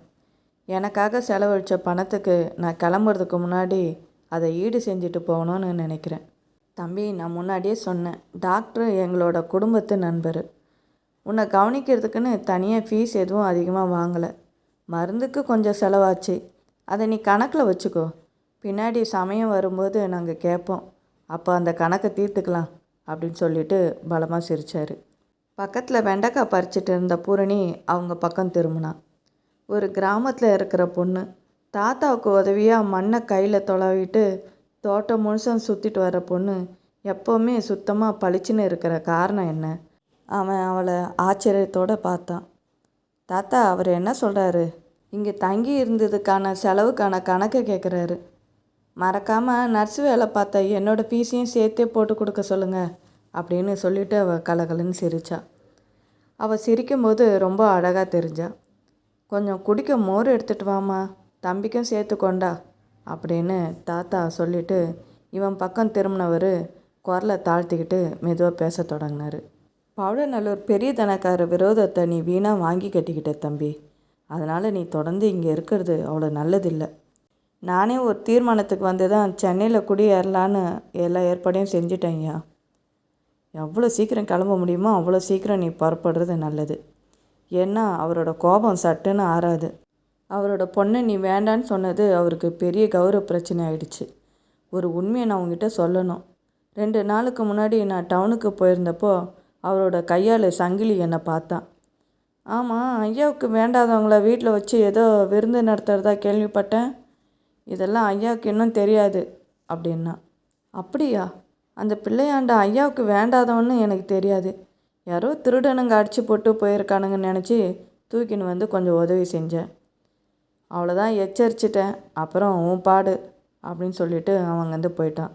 நான் அதை கேட்டு பயப்படலை. வல்லவனை பார்த்து இங்கே கிராமத்தில் இருக்கவங்களாம் பயந்தா வாழ முடியாது. அப்புறம் போலீஸு பஞ்சாயத்து இதெல்லாம் எதுக்கு இருக்குது? ஆனால் நீ பட்டணத்து பையனாச்சே, கிராமத்தோடலாம் ஒன்றி வாழ முடியாது. இனி நீ உன் ஊருக்கு போகிறது தான் நல்லது. மறுபடியும் உன்னை அவனுங்க எதாவது செஞ்சாலும் செய்வானுங்க, ஆச்சரியப்படுறதுக்கு இல்லை. இங்கே பேங்க்கில் இருக்க அமௌண்ட்டை சென்னையில் இருக்க பேங்க்குக்கு மாற்றிட்டேன். இதோட சித்தப்பா வீட்டை வாங்கினவர்கிட்ட சாவியை ஒப்படைச்சிட்டு கிளம்ப வேண்டியது தான். இந்த ஆக்சிடெண்ட் மட்டும் நடக்காமல் இருந்தால் நான் சென்னைக்கு எப்போவோ போயிருப்பேன். அன்னைக்கு சாயந்தரமே நரேந்திரன் பெரியவர்கிட்ட சொல்லிவிட்டு தன்னோட வீட்டுக்கு கிளம்புனான். கதவை திறந்தவனுக்கு ஆச்சரியமாக இருந்தது. கதவை யாரோ உடைக்க முயற்சி பண்ண மாதிரி இருந்தது. பொருளெல்லாம் அங்கங்கே கலைஞ்சி இருந்தது. திருடுறதுக்கு வீட்டில் விலை உயர்ந்த பொருள்னு எதுவுமே இல்லை. வீட்டை விற்கிறதுக்கு முன்னாடியே அவன் எல்லாத்தையும் சுத்தப்படுத்தியிருந்தான். சமையல் மேடையில் கூட ஒரு பாத்திரம் கூட கிடையாது. அப்படி இருந்து இந்த வீட்டுக்குள்ளே வந்திருக்காங்கன்னா அவனுக்கு அதை நினைக்கும் போதே அந்த பெரியவர் சொன்னதான் ஞாபகம் வந்தது. பெரிய தனக்கார ஆளுங்க திரும்பி வந்தாலும் வருவாங்க. அவனுக்கு அங்கே நிற்கிறதுக்கு கூட பயமாக இருந்தது. வேகமாக கதவை பூட்டி சாவியை கொண்டு போய் வீடு விற்றவர்கிட்ட ஒப்படைச்சிட்டு நேராக பெரியவர் வீட்டுக்கு வந்தான். பெரியவர்கிட்ட நடந்ததை சொன்னப்போ அவர் ரொம்ப கவலைப்பட்டார். தம்பி, நீ இங்கே இருக்கிறது ரொம்ப ஆபத்து. உடனே நாளை வண்டிக்கே நீ கிளம்பிடு. உன்னை இங்கே எவ்வளோ நாள் வேணாலும் நான் தங்க வைக்கிறதுக்கு பிரச்சனை இல்லை. ஆனால் பெரிய தனக்கார ஆளுங்க வேட்டை நாய் மாதிரி தெரிவானுங்க. அன்னைக்கு முழுசும் அவனுக்கு தூக்கமே வரல. ஏதாவது சின்ன சத்தம் கேட்டாலும் திடுக்கிட்டு முழிச்சான். அவனோட வாழ்க்கையில் மட்டும் ஏன் இப்படி எதிரிங்க நடுவில் முளைச்சிக்கிட்டே இருக்கணும்? முதல்ல அந்த ரத்தன் சாமின்ற அயோக்கியன் அவன் எதிர்காலத்துலேயே மண்ணள்ளி போட்டான். இப்போது பெரிய தனக்காரு அவன் உயிரையே எடுக்கிறதுக்கு அலையிறாரு. மறுநாள் வண்டியில் கிளம்பியே ஆகணும்னு தீர்மானத்தோடு படுத்தவனுக்கு தூக்கம் வராமல் புரண்டுட்டு இருந்தான். மறுநாள் பகல் சாப்பாட்டுக்கு வடை பாயசத்தோடு விருந்து போட்டா பூரணி. இதெல்லாம் என்னன்னு அவன் கேட்டப்போ, ஊரை விட்டு போகிற தம்பி, கதிரேசன் ஒரு வகையில் எனக்கு சொந்தக்காரன், அந்த ஞாபகத்துக்கு தான் அப்படின்னு சொல்லிட்டு அவர் கையை கழுவ எழுந்தார். அவரை தொடர்ந்து இவனும் எழுந்திருந்தவனை அவள் கையை பிடிச்சி உட்கார வச்சான். இன்னும் கொஞ்சம் பாயசம் ஊற்றுறேன், சாப்பிட்டுட்டு போகலான்னு சொல்லிட்டு 2 கரண்டி பாயசத்தை அவன் இலையில் ஊற்றுனான். இந்த விருந்து சித்தப்பா ஞாபகமாக தாத்தா ஏற்பாடு செஞ்சுருக்காரு. ஆனால் இந்த பாயசத்தை நான் உங்களுக்காகவே தயார் பண்ணேன். இதோட டேஸ்ட்டு ரொம்ப நாளைக்கு நீங்கள் மறக்கக்கூடாதுன்றதுக்காக தான் 2வது தடவையாக இதை பரிமாறுறேன் அப்படின்னு சொல்லிவிட்டு அவள் சிரித்தப்போ அவள் கண் லேசாக கலங்கின மாதிரி அவனுக்கு தோணுச்சு. இந்த பொண்ணு என்ன சொல்கிறதுக்கு இப்படியெல்லாம் சுற்றி வளைக்கிறான்னு அவனுக்கு தவிப்பு. நரேந்திரனுக்கு சென்னைக்கு வந்ததும் நிறைய வேலை இருந்தது. வீட்டை பார்த்துக்கிறதுக்கும் தோட்டத்தை பார்க்குறதுக்கும் சமைச்சு போடவும் ஒரு கணவன் மனைவியை அவன் வேலைக்கு சேர்த்துக்கிட்டான். வெளியே போயிட்டு வர்றதுக்கு யூஸ் பண்ணுறதுக்காக ஒரு பழைய காரை விலைக்கு வாங்கினான். கொஞ்ச நாள்லேயே காரை ஓட்ட கற்றுக்கிட்டு லைசன்ஸும் வாங்கிட்டான். என்ன வியாபாரத்தை எங்கே ஆரம்பித்தா வசதியாக இருக்கும்னு தீவிரமாக யோசித்தான். பேப்பரில் வந்த விளம்பரத்தெல்லாம் குறிப்பு எடுத்து வச்சுக்கிட்டான். அவன் வயிறு பிள்ளையாரை தொலைச்சிட்டாலும் சித்தப்பா வச்சுட்டு போன சொத்தெல்லாம் பணமாக பேங்க்கில் இருந்தது. கொடுக்குற தெய்வம் கூரையை பீச்சிக்கிட்டு கொடுக்குன்னு சொல்லுவாங்க. அவனுக்கு நல்ல காலம் பிறந்துடுச்சு. முன்ன பின்ன தெரியாத சென்னையில் வசிக்கிறதுக்கு நல்ல வீடு கிடச்சிடுச்சு. அது மட்டும் இல்லாமல் நம்பிக்கையாக வேலை செய்கிறதுக்கு 2 பேர் கிடச்சிருந்தாங்க. அது மட்டும் இல்லாமல் அவன் தேடிக்கிட்டு இருந்தது போல் ஒரு சின்ன வியாபாரம் பண்ணுறதுக்கு கட்டிட சாமான் விற்கிற ஹார்ட்வேர்ஸ் கடை ஒன்று விலைக்கு வந்தது. விலை கூடுதலாக இருந்தாலும் அதை துணிச்சலாக வாங்கிட்டான். வியாபாரம் செஞ்சு பணம் சம்பாதிக்கணுன்ற வெறி அவனை பேய் போல் ஆட்டு வைக்கவே தாகம் பசி தூக்கம் இல்லாமல் அவன் ரத்தத்திலே இருந்த கங்காவையும் மறந்துட்டு அவன் ஓயாமல் உழைச்சான். வியாபார யுக்தியே அவனுக்கு அவங்க சித்தப்பா விட்டு போன சொத்தில் ஒன்றா இருந்தது. சென்னைக்கு வந்த 1 வருஷத்துலேயே அவன் வியாபாரம் 4 மடங்காக விரிவடைஞ்சது. ஹார்ட்வேர்ஸ் கடை மட்டும் இல்லாமல் அவன் வீடுங்களை வாங்கி விற்கிற எஸ்டேட் ஏஜென்சி வேலையும் செய்ய ஆரம்பித்தான். கொள்ள லாபத்தில் சம்பாதிக்க ஆரம்பித்தவன் தனக்காக சொந்தமாக ஒரு வீடு நுங்கம்பாக்கத்தில் மாடலாக கட்ட ஆரம்பித்தான். நுங்கம்பாக்கத்தில் பங்களா, ஹார்ட்வேர்ஸ் கடை, அண்ணா சாலையில் எஸ்டேட் ஏஜென்சி ஆஃபீஸு. 2 வருஷத்துக்குள்ளேயே அவன் ஒரு திடீர் பணக்காரன் ஆகிட்டான். கோட்டும் சூட்டுமா போட்டுக்கிட்டு ஆஃபீஸ்க்கு போயிட்டு வந்தான். பழைய காரை விற்றுட்டு புது அம்பாஸ்டரும் வாங்கிட்டான். பங்களா கட்டிட வேலை எல்லாம் முடிஞ்சிருந்தது. அதுக்கு தேவையான பொருளெல்லாம் வாங்கி போட்டு அழகு பார்த்தான். கிரகப்பிரவேசம் பண்ணுறதுக்கு நல்ல நாள் குறித்து பத்திரிக்கை அடித்து தெரிஞ்ச நண்பர்கள் வியாபாரிங்க எல்லாருக்கும் அவன் அனுப்பி வைக்கும்போது தான் அந்த ஞாபகம் வந்தது. கிராமத்துலேருந்து சென்னைக்கு வந்ததும் பூரணிக்கும் பெரியவருக்கும் நன்றி சொல்லி ஒரு லெட்டர் போட்டிருந்தான். அவரும் ஒரு பதில் லெட்ரு போட்டிருந்தார். அதுக்கப்புறம் ஒரு தடவை அவங்கள விசாரித்து லெட்ரு போட்டிருந்தான். அதுக்கப்புறம் அவனுக்கும் நேரமே இல்லை. நிறைய வேலை இருந்ததுனால அதோடு அவன் எழுதவே இல்லை. வேலை முடிஞ்ச பங்களாவை சுற்றி பார்க்கும்போது தான் அவனுக்கு கங்காவோட ஞாபகம் வந்தது. ஆனால் ரத்னசாமி இப்போ எப்படி இருக்கார்? உடம்பு முடியாமல் ஹாஸ்பிட்டலில் இருந்தவர் இப்போ குணமாகி பழையபடி வியாபாரம் செய்வாரா? அவர் ஏன் வியாபாரம் செஞ்சு பழையபடி திண்டாடணும்? இவங்கிட்ட இருந்து எடுத்த வைரப்பிள்ளையாரை விற்று நல்லா வசதியாக இருப்பார். அது மட்டும் இல்லாமல் பொண்ணுக்கும் நல்லா வரதட்சணை கொடுத்து கல்யாணம் பண்ணியிருப்பார். ரத்னசாமி என்ன ஆனார்னு பார்க்க வேணாமா? ஒரு வகையில் அவன் அவரோட துரோகத்துக்கு நன்றி சொன்னான். அவரால் ஏமாற்றப்படாமல் இருந்தால் நரேந்திர இந்நேரம் சித்தப்பாவை தேடிக்கிட்டு போயிருக்க மாட்டான். அவனுக்கு இவ்வளோ பெரிய தொகையே முதல்ல கிடச்சிருக்காது. வியாபாரத்தை இவ்வளோ தூரம் புரிஞ்சு வச்சுருந்துருக்க மாட்டான். அதோட முன்னுக்கு வரணுமேன்ற வேகம் அவனுக்கு இருந்திருக்காது. இது எல்லாமே நல்லதுக்கு தான் அவன் நினச்சபடி பீட்டர்ஸ் ரோடு வழியாக வண்டியை ஓட்டிகிட்டு போனான். அமராவதி ஜுவல்லர்ஸ் கடை பூட்டி இருந்தது. காரை ஓரமாக நிறுத்திட்டு அந்த கதவை பார்த்தப்போ அது மேலே தூசி அடைஞ்சிருந்தது. ரொம்ப நாளாகவே கடையை திறக்கவே இல்லையோ? அவன் யோசிச்சுட்டு பார்த்துட்டு இருக்கும்போதே, என்னங்க பார்க்குறீங்கன்னு பக்கத்து மளிகை கடை பையன் விசாரித்தான். இந்த கடை முதலாளியை பார்க்க வந்தேன். அவர் உடம்பு முடியாமல் இப்போ வீட்டோடு இருக்கார். 6 மாதமாக கடை பூட்டி தான் இருக்குது. உள்ளே வச்சுருக்க நகைங்க எல்லாத்தையும் விற்றுட்டதா கேள்விப்பட்டேன். கடையை கூட விற்க போகிறதா சொல்கிறாங்க. கொஞ்ச நேரத்தில் அவன் மடமடன்னு எல்லா விஷயத்தையும் சொன்னான். நரேந்திரன் காரை ஓட்டிக்கிட்டு ரத்னசாமி வீட்டுக்கு போனான். ப்ரீஃப் கேஸில் இருந்து இன்விடேஷனை எடுத்துக்கிட்டு காலிங் பெல் அடித்தான். கதவு திறக்கிறதுக்குள்ளே அவன் நெஞ்சு படபடன்னு அடிச்சுக்கிட்டுது. யார் அது? கேட்டுக்கிட்டே வந்து கதவை திறந்த கங்கா அவனை அதிர்ச்சியோடு பார்த்தா. அடையாளமே தெரியாத அளவுக்கு கொஞ்சம் உப்பி கோட் ஷூட்லாம் போட்டுட்டு ரொம்பவே ஸ்டைலாக இருந்தான். தெரு ஓரத்தில் அவன் நிறுத்தியிருந்த அந்த காரை பார்த்து அவள் அப்படியே பிரமிச்சு நின்னான். அவளும் கொஞ்சம் மாறி தான் இருந்தாள். முன்னே இருந்ததை விட கொஞ்சம் இழைச்சி முகமும் கொஞ்சம் கவலையாக இருந்த மாதிரி இருந்தாள். ஏதோ கை வேலையாக இருந்தவ அப்படியே வந்ததுனால அவள் ட்ரெஸ்ஸெல்லாம் கசங்கி இருந்தது. நெத்தியில் வேர்வை வழிஞ்சிட்டு இருந்தது. அவளுக்கு அவன் முன்னாடி அப்படி நிற்கவே கூச்சமாக இருந்தது. வாங்க, அப்பாவை தானே பார்க்க வந்திருக்கீங்க அப்படின்னு கேட்டுட்டு உள்ளே வந்தா. யார் அது கங்கா? ரத்னசாமியோட கரகர குரல் கேட்டது. அவர் தான் உங்கள் ஃப்ரெண்டோட மகன், பம்பாய்க்கார் வந்திருக்காருப்பா சொல்லிவிட்டு அவள் பின் பக்கம் போனான். ரூம்லேருந்து தள்ளாடிக்கிட்டே வந்த ரத்னசாமி எதிர நின்னவனை ஆச்சரியமாக பார்த்தாரு. நரேந்திரனா அவன்? அவருக்கு ஆச்சரியம் தாங்க முடியல. வணக்கம் ஐயா, உங்களை இன்றைக்கி தான் பார்க்க முடிஞ்சுது. ரொம்ப நாளாக எனக்கு வேலையே சரியாக இருந்தது. உங்களுக்கு உடம்பு சரியில்லைன்னு கேள்விப்பட்டேன். மனசு கேட்கல. நேரில் வந்து பார்த்துட்டு அப்படியே என் புது வீட்டு கிரகப்பிரவேசத்துக்கும் உங்களை அழைச்சிட்டு போகலான்னு வந்தேன் சொல்லிக்கிட்டே கையில் இருந்த இன்விடேஷனை அவர் பார்வைக்கு படுற மாதிரி டேபிள் மேலே வச்சான். ரத்னசாமியால் நம்பவே முடியல. நுங்கம்பாக்கம் ரேமண்ட் அவென்யூவில் சொந்த பங்களாவா? திடீர்னு எப்படி பணக்காரனானா? கொள்ளை அடித்தானா? லாட்டரி சீட்டு ஏதாவது விழுந்து கோடீஸ்வரன் ஆயிட்டானா? இல்லைன்னா கள்ளக்கடத்தல் வியாபாரம் செஞ்சு முன்னுக்கு வந்துட்டானா?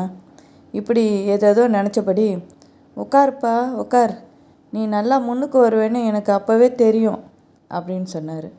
அதுக்குள்ளே கங்கா முகத்தை கழுவி வேறு சேலை மாற்றிக்கிட்டு கொண்டெல்லாம் போட்டு பொட்டு வச்சுக்கிட்டு வந்து நின்னான். கங்கா, நம்ம தம்பி நரேந்திரனுக்கு சாப்பிட காப்பி இல்லைன்னா ஹார்லிக்ஸ் ஏதாவது கொண்டு வாமா மகளுக்கு உத்தரவு போட்டார். பேசி முடிக்கிறதுக்குள்ளே அவருக்கு மூச்சு வாங்குச்சு. முன்னை விட பாதியாக இழைச்சி நோயாளி மாதிரி இருந்த ரத்னசாமி கண்ணில் அந்த பேராசை மட்டும் இன்னும் போகலை. அவனை பார்த்தோன்னே அது ரெட்டிப்பாக இருந்தது. தம்பி, இவ்வளோ பெரிய பங்களாவில் தனியாவா இருக்க போகிற? வீட்டை கட்டிட்டேன், அடுத்தது கல்யாணம் பண்ணிக்கணும் இல்லையா அப்படின்னு கேட்டார். கால் மேலே கால் போட்டு உக்காந்துட்டு இருந்த நரேந்திரன் உள்ளேருந்து வந்த கங்காவை கண்ணிலேயே விழுங்கினான். நான் இங்கே வந்ததுக்கு காரணமே உங்ககிட்ட மன்னிப்பு கேட்க தான் ஐயா. அந்த வைரப்பிள்ளையாரை நான் தான் எங்கேயோ தொலைச்சிட்டேன். தெரியாமல் உங்ககிட்ட வந்து சண்டை போட்டுட்டேன். என்னை நீங்கள் மன்னிக்கணும். கங்கா அவனை ஆச்சரியமாக பார்த்தா. உண்மையிலே நரேந்திரன் அந்த சம்பவத்தை மன்னிச்சிட்டானா என்ன? நல்லா நீ இருக்கணுன்றதான்ப்பா என்னோடய ஆசை. இந்த பழைய விஷயத்தெல்லாம் நான் அப்போவே மறந்துட்டேன். நீ என் ஃப்ரெண்டோட மகன், உன்னை நான் வெறுக்க முடியாது. சரி விட்டு தள்ளு, இனி நம்ம அதை பற்றி பேசவே வேணாம். எஸ்டேட் ஏஜென்சி வச்சு நடத்துகிறியே, எனக்கு ஒரு உதவி செய்றியா? சொல்லுங்கள், தாராளமாக செய்ய காத்திருக்கேன். அவன் கங்கா கொண்டு வந்த காப்பியை குடிச்சிக்கிட்டே சொன்னான். எனக்கு இப்போது ரொம்ப கடனாக ஆயிடுச்சு. வியாபாரத்தையும் மூட்டை கட்டிட்டேன். இந்த வீட்டையும் கடையும் விற்று கங்காவுக்கு ஒரு வழி பண்ணணும். இந்த ரெண்டுத்தையும் விற்று கொடுக்க முடியுமா? ஓ, கதை அப்படி போகுதோ அப்படின்னு தனக்குள்ளே சிரிச்சுக்கிட்டான் நரேந்திரன். அதுக்கென்ன, இந்த உதவியை நான் கட்டாயம் செய்வேன். நீங்கள் கட்டாயமாக என் வீட்டுக்கு கிரகப்பிரவேசத்துக்கு வரணும். வேணுமுன்னா நான் காரை அனுப்பி வைக்கிறேன். கட்டாயம் வரோம். நடுவில் நமக்குள்ளே ஏற்பட்ட இந்த மனஸ்தாபம் இதோடு போகட்டும். என்றைக்கும் நாம் நண்பர்களாகவே இருப்போம் அப்படின்னு ரொம்ப குழஞ்ச குரலில் சொன்னார். அப்படியே இருப்போன்னு சொல்லிக்கிட்டே எழுந்த நரேந்திரன், நண்பர்களாக மட்டும் இல்லை, உறவுக்காரங்களாகவும் இருப்போன்னு அவளுக்கு மட்டும் கண்ணால் சொன்னான். நரேந்திரன் ரத்னசாமியும் அவரோட மக கங்காவையும் நினச்சி ரொம்ப நேரம் யோசித்ததுனால உடம்பு கனத்துது, தலையும் பாரமாக இருந்தது.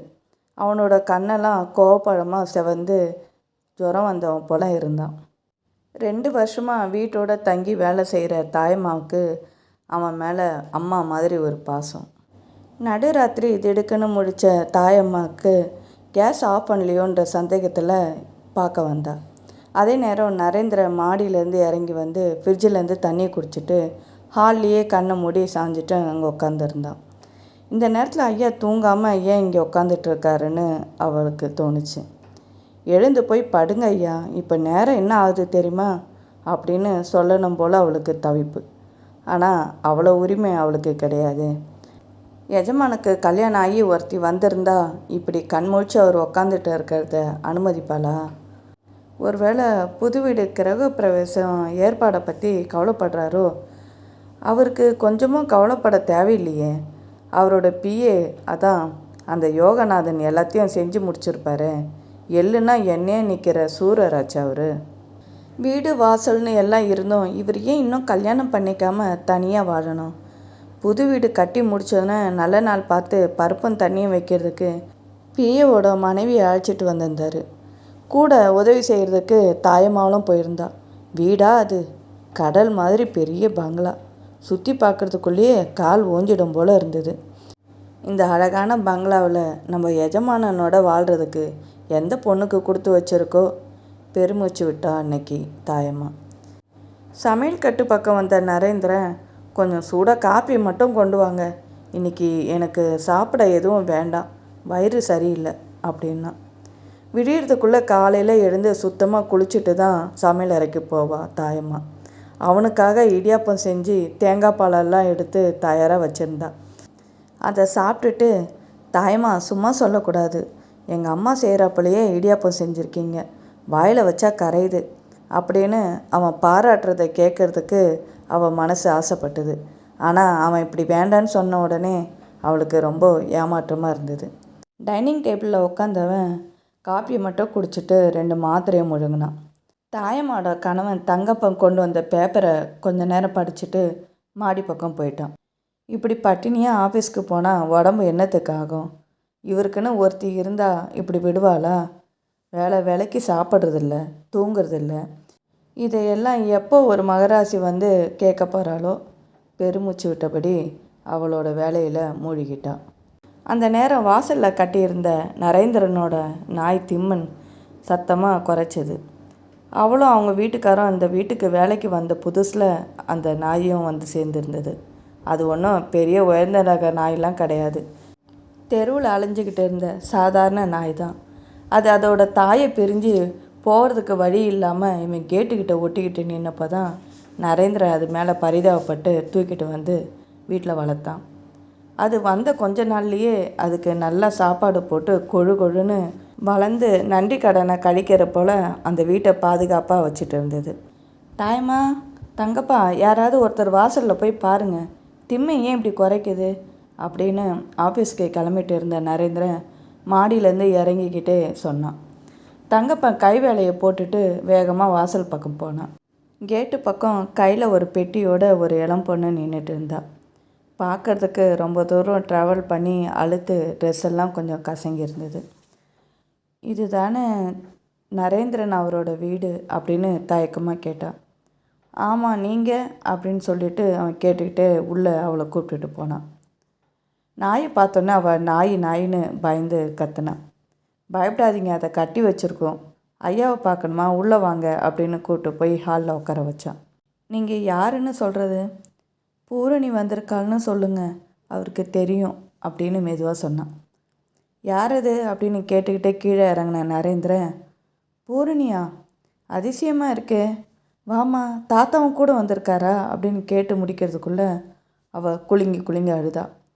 தாத்தாக்கு என்னாச்சு, விவரமாக சொல்லு அப்படின்னு நரேந்திரன் கேட்டான். தாத்தா போன மாதம் கடைசியிலேயே உடம்புக்கு முடியாமல் ஹாஸ்பிட்டலில் படுத்தவர், அதோடு திரும்பி வரல. இதை கேட்டதும் நரேந்திரனுக்கு குற்ற உணர்வில் தவிச்சு போனான். இந்த 2 வருஷமாக அவங்கள பற்றி அவன் மறந்தே போயிட்டான். எவ்வளோ பெரிய ஆபத்துலேருந்து காப்பாற்றினவங்க. சென்னைக்கு வந்த பிறகு 2 தடவை லெட்ரு போட்டான், அவ்வளோதான். அதுக்கப்புறம் அவன் தொழிலில் அப்படியே மூழ்கிட்டான். அழாத பூர்ணி, கண்ணை தொடச்சிக்கோ, தாயம்மா சூடாக கொஞ்சம் காப்பி கொண்டு வாங்க அப்படின்னு குரல் கொடுத்தான். நீங்கள் அங்கேருந்து வந்த பிறகு எங்களுக்கு ரொம்ப கஷ்டம் வந்துடுச்சு. தாத்தா அடிக்கடி உடம்புக்கு முடியாமல் படுத்துட்டார், அதனால் விவசாயமும் பார்க்க முடியல. எனக்கு ஒரு லெட்ரு போட்டிருக்கக்கூடாதா, நான் வந்து உதவியிருப்பேன்ல அப்படின்னு ஆதங்கத்தோடு கேட்டான் நரேந்திரன். இந்த 2 வருஷத்தில் பூரணி ரொம்பவே மாறி இருந்தா, உடம்பெல்லாம் இழைச்சிருந்தா. பாவம்னு மனசுக்குள்ளேயே நினச்சிக்கிட்டான் நரேந்திரன். அதே நேரம் பூரணி, இவர் 2 வருஷத்தில் எவ்வளோ வித்தியாசமாக மாறிட்டார். வெளியே எங்கன்னா பார்த்துருந்தா கண்டிப்பாக அடையாளமே தெரிஞ்சிருக்காது. முன்னை விட சிவப்பா, உடம்பு கொஞ்சம் உப்பி அப்படின்னு நினச்சிக்கிட்டு அவள் கண்ணீரை தொடச்சா. தாத்தாவுக்கு யார்கிட்டையும் உதவி கேட்குறதே பிடிக்காது. அது மட்டும் இல்லாமல் உங்கள் அட்ரஸையும் எங்கேயோ தொலைச்சிட்டேன். தாத்தாவுக்கு ரொம்ப உடம்பு முடியாமல் ஹாஸ்பிட்டலில் சேர்த்தப்போ இந்த வீட்டையும் நிலத்தையும் விற்று தான் அவருக்கு ட்ரீட்மெண்ட் பண்ண முடிஞ்சுது. தாத்தா இறந்ததுக்கப்புறம் தூரத்து சொந்தக்காரங்க வீட்டில் தங்கிக்கிட்டு வேலை தேடிக்கிறதுக்கு முயற்சி பண்ணேன். காப்பியை சாப்பிடு, அப்புறம் பேசலாம் அப்படின்னா நரேந்திரன் பாசத்தோட. தாயம்மா கொண்டு வந்து வச்ச காப்பியை வேகமாக குடித்தா. பாவம், அவளுக்கு ரொம்ப பசி. நைட்டு முழுக்க அவள் எதுவுமே சாப்பிடலை. வேலை கிடைக்காம திண்டாடினப்போ தான் அவங்க ஞாபகம் வந்தது. நல்ல வேலையாக காணாமல் போன உங்கள் லெட்ரு அந்த பெட்டிக்குள்ளே ஒரு புக்குக்குள்ளே இருந்தது. அட்ரஸ் கிடச்ச உடனே பக்கத்து வீட்டு அம்மாவோட இங்கே சென்னைக்கு வந்துட்டேன். நேற்று முழுக்க அவங்க வீட்டில் தான் இருந்தேன். அவங்க பேரன் தான் இப்போ துணைக்கு வந்து விட்டுட்டு போனான் அப்படின்னு அழுதுகிட்டே சொன்னான். நல்ல வேலையாக இங்கே வந்த, கவலையை விடு. தாயம்மா, இவங்க தங்குறதுக்கு ஒரு ரூமை ரெடி பண்ணுங்க, குளிச்சுட்டு ஏதாவது சாப்பிட்டுட்டு ரெஸ்ட் எடுக்கட்டும் அப்படின்னா. இனி கவலை இல்லை, கட்டாயம் நீங்கள் எனக்கு ஒரு வேலை தேடி கொடுப்பீங்கன்னு நம்பிக்கை இருக்குது. வேலை எதுக்கு, இது உன்னோட வீடு, இதில் நீ என் பாதுகாப்பில் இருக்க போகிற. அப்புறம் வந்து பேசிக்கிறேன், எனக்கு ஆஃபீஸ்க்கு போக வேண்டியிருக்கு. கூச்சப்படாமல் தேவைப்பட்டதெல்லாம் தாயம்மாகிட்ட கேட்டு வாங்கிக்கோ. தாயம்மா, இவங்க இனி நம்ம கூட தான் இருக்க போகிறாங்க, பார்த்துக்கங்க சொல்லிவிட்டு அவன் கிளம்பிட்டான். தாயம்மாவோட கண்ணில் ஆச்சரியம். வீட்டுக்கு வந்திருக்க மகராசி அழகாக ஐயாவுக்கு ஏற்ற மாதிரி இருக்காளே. அத்தை பொண்ணும் மாமன் பொண்ணும், ஏதோ ஒரு உறவு. இந்த உறவு நிரந்தரமாக அவங்க 2 பேரையும் சேர்க்கட்டும் அப்படின்னு நினச்சி சந்தோஷத்தோடு உள்ளே போனான். அன்னைக்கு சாயந்தரமே நரேந்திரன் பூரணியை ஒரு நகை கடைக்கு கூப்பிட்டு போனான்.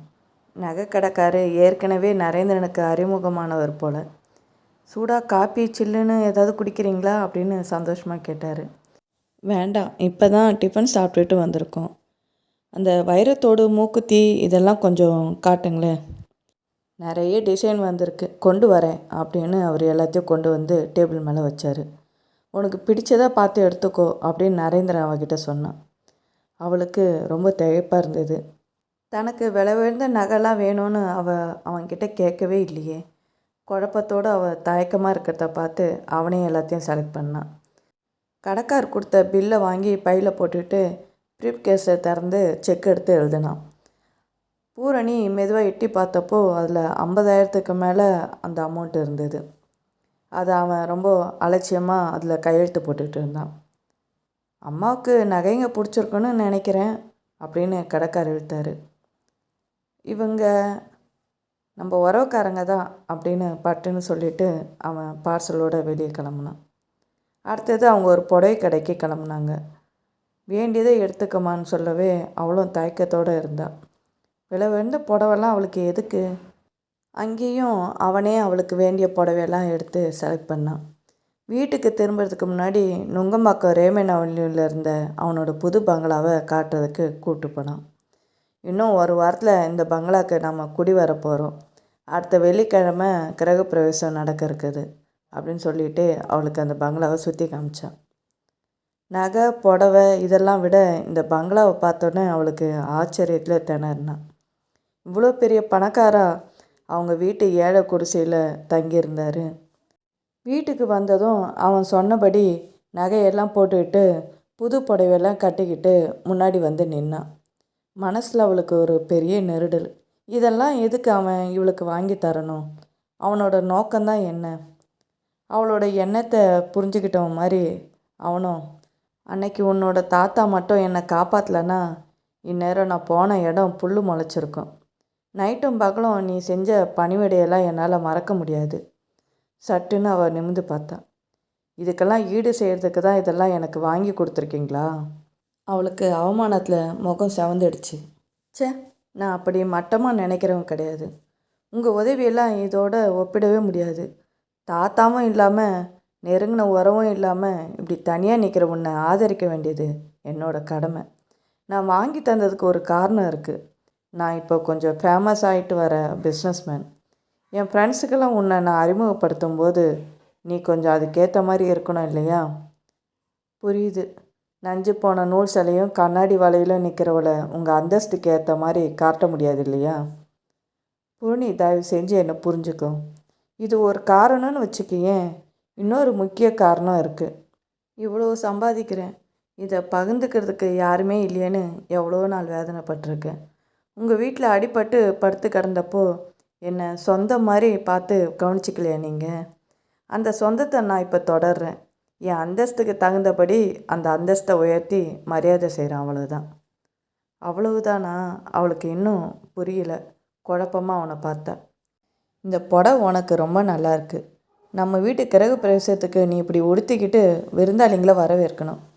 இந்த வீட்டையும் போக போகிற வீட்டையும் நிர்வகிக்கிற வேலை இனி உன்னோடது. உனக்கு ஒரு வேலை வேணும்னு கேட்டுக்கிட்டு இருந்தல்ல, இந்த வேலையை கொடுக்குறேன்.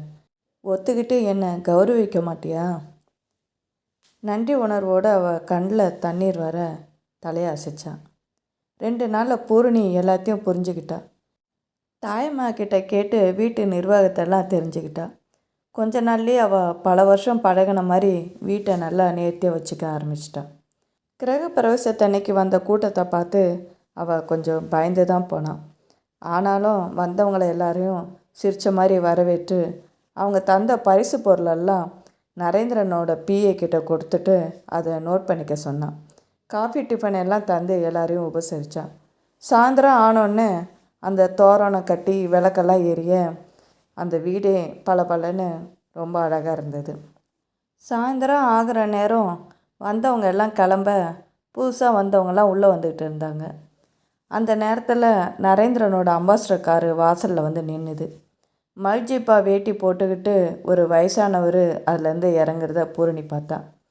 அவரை கைக்கூப்பி அவரை வரவேற்கும் போதே எங்கேயோ யார் கூடயே பேசிக்கிட்டு இருந்த நரேந்திரன் அவங்கக்கிட்ட மன்னிப்பு கேட்டுட்டு வேகமாக ஓடி வந்தான். வாங்க வாங்கன்னு கைக்கூப்பி அவரை வரவேற்றான். அவனுக்கு தெரிஞ்ச யாரோ முக்கிய புள்ளி போல இருக்குது அப்படின்னு நினச்சி பார்த்துட்டு இருக்கும்போதே கார்லேருந்து ஒரு இளவயசு பொண்ணு அந்த வயசானவருக்கு பின்னாடியே இறங்கினான். நீங்கள் 2 பேரும் வந்ததில் ரொம்ப சந்தோஷம். நரேந்திரன் சந்தோஷமாக பேசிகிட்டு இருக்கிறத பார்த்த பூரணி இளம் வயசு பொண்ணை திரும்பி பார்த்தான். உயரமாக ஒடிசலாக பிரிண்டட் சில்க் புடவையில் ரொம்ப சிம்பிளாக ரொம்ப அழகாக இருந்தாள். அதே நேரம் அந்த பொண்ணு நரேந்திரன் பக்கத்தில் பொம்மை மாதிரி நின்றுட்டு இருந்த பூரணியை அதிசயமாக பார்த்துட்டு இருந்தாள். பூரணி, இவங்க தான் மிஸ்டர் ரத்னசாமி. இவங்க அவரோட பொண்ணு கங்கா. மிஸ்டர் ரத்னசாமி எங்கள் அப்பாவோட க்ளோஸ் ஃப்ரெண்டு. இவங்களை என் உறவுக்காரங்கன்னு கூட சொல்லலாம். பாதாம் அல்வாவும் வறுத்த முந்திரியும் தயிர் வடையும் கொண்டு வந்து டேபிள் மேலே ஆளுங்க வைக்க பூரணி வேகமாக காஃபி கொண்டு வந்து சாப்பிடுங்கன்னு அவங்கள உபசரித்தா. பூரணியை ஆச்சரியத்தோட கங்கா பார்க்குறத நரேந்திரன் கவனித்தான். ரத்னசாமி அவருக்கு தெரிஞ்சவர்கிட்ட பேச கிளம்புன உடனே மெதுவாக கங்கா கிட்ட, சாரி, நான் பூரணியை உனக்கு அறிமுகம் செஞ்சு வைக்க மறந்துட்டேன். பூரணி என்னோட மாமா பொண்ணு. என்னோட தங்கியிருக்க வந்திருக்கா. இனிமேல் இங்கே தான் இருப்பா. கங்காவோட முகம் அப்படியே வெளுத்து போச்சு. அவளோட எதையெல்லாம் அப்படியே படபடன்னு துடிச்சுது. மாமன் பொண்ணுன்ற இந்த அழகி கூடவே தங்க போகிறாளாமே. பாத அல்வா முழுங்க முடியாமல் தொண்டையிலேயே மாட்டிக்கிட்ட போல் அவளுக்கு ஒரு உணர்வு. வீட்டுக்கு வரும்போதெல்லாம் கண்ணால் மௌனமாக ஏதேதோ பேசி ஆசை காட்டி அவளை கற்பனை உலகத்தில் தள்ளி விட்டுருந்தான் நரேந்திரன். அவளோட கனவுக்கும் கற்பனைக்கும் ஆசைங்களுக்கும் மாமன் மக ஒரு முட்டுக்கட்டையா. மறுபடியும் பூரணி பக்கம் கண்ணை ஓட விட்டா கங்கா. அவளுக்கு நெஞ்சு வரைக்கும் முட்டிகிட்டு வந்தது அழுக. இந்த கதையோட தொடர்ச்சியை அடுத்த பகுதியில் கேட்கலாம். இந்த கதையை பற்றிய கருத்துக்களை கமெண்ட்டில் தெரிவிங்க. அடுத்த பகுதியில் சந்திப்போம். நன்றி.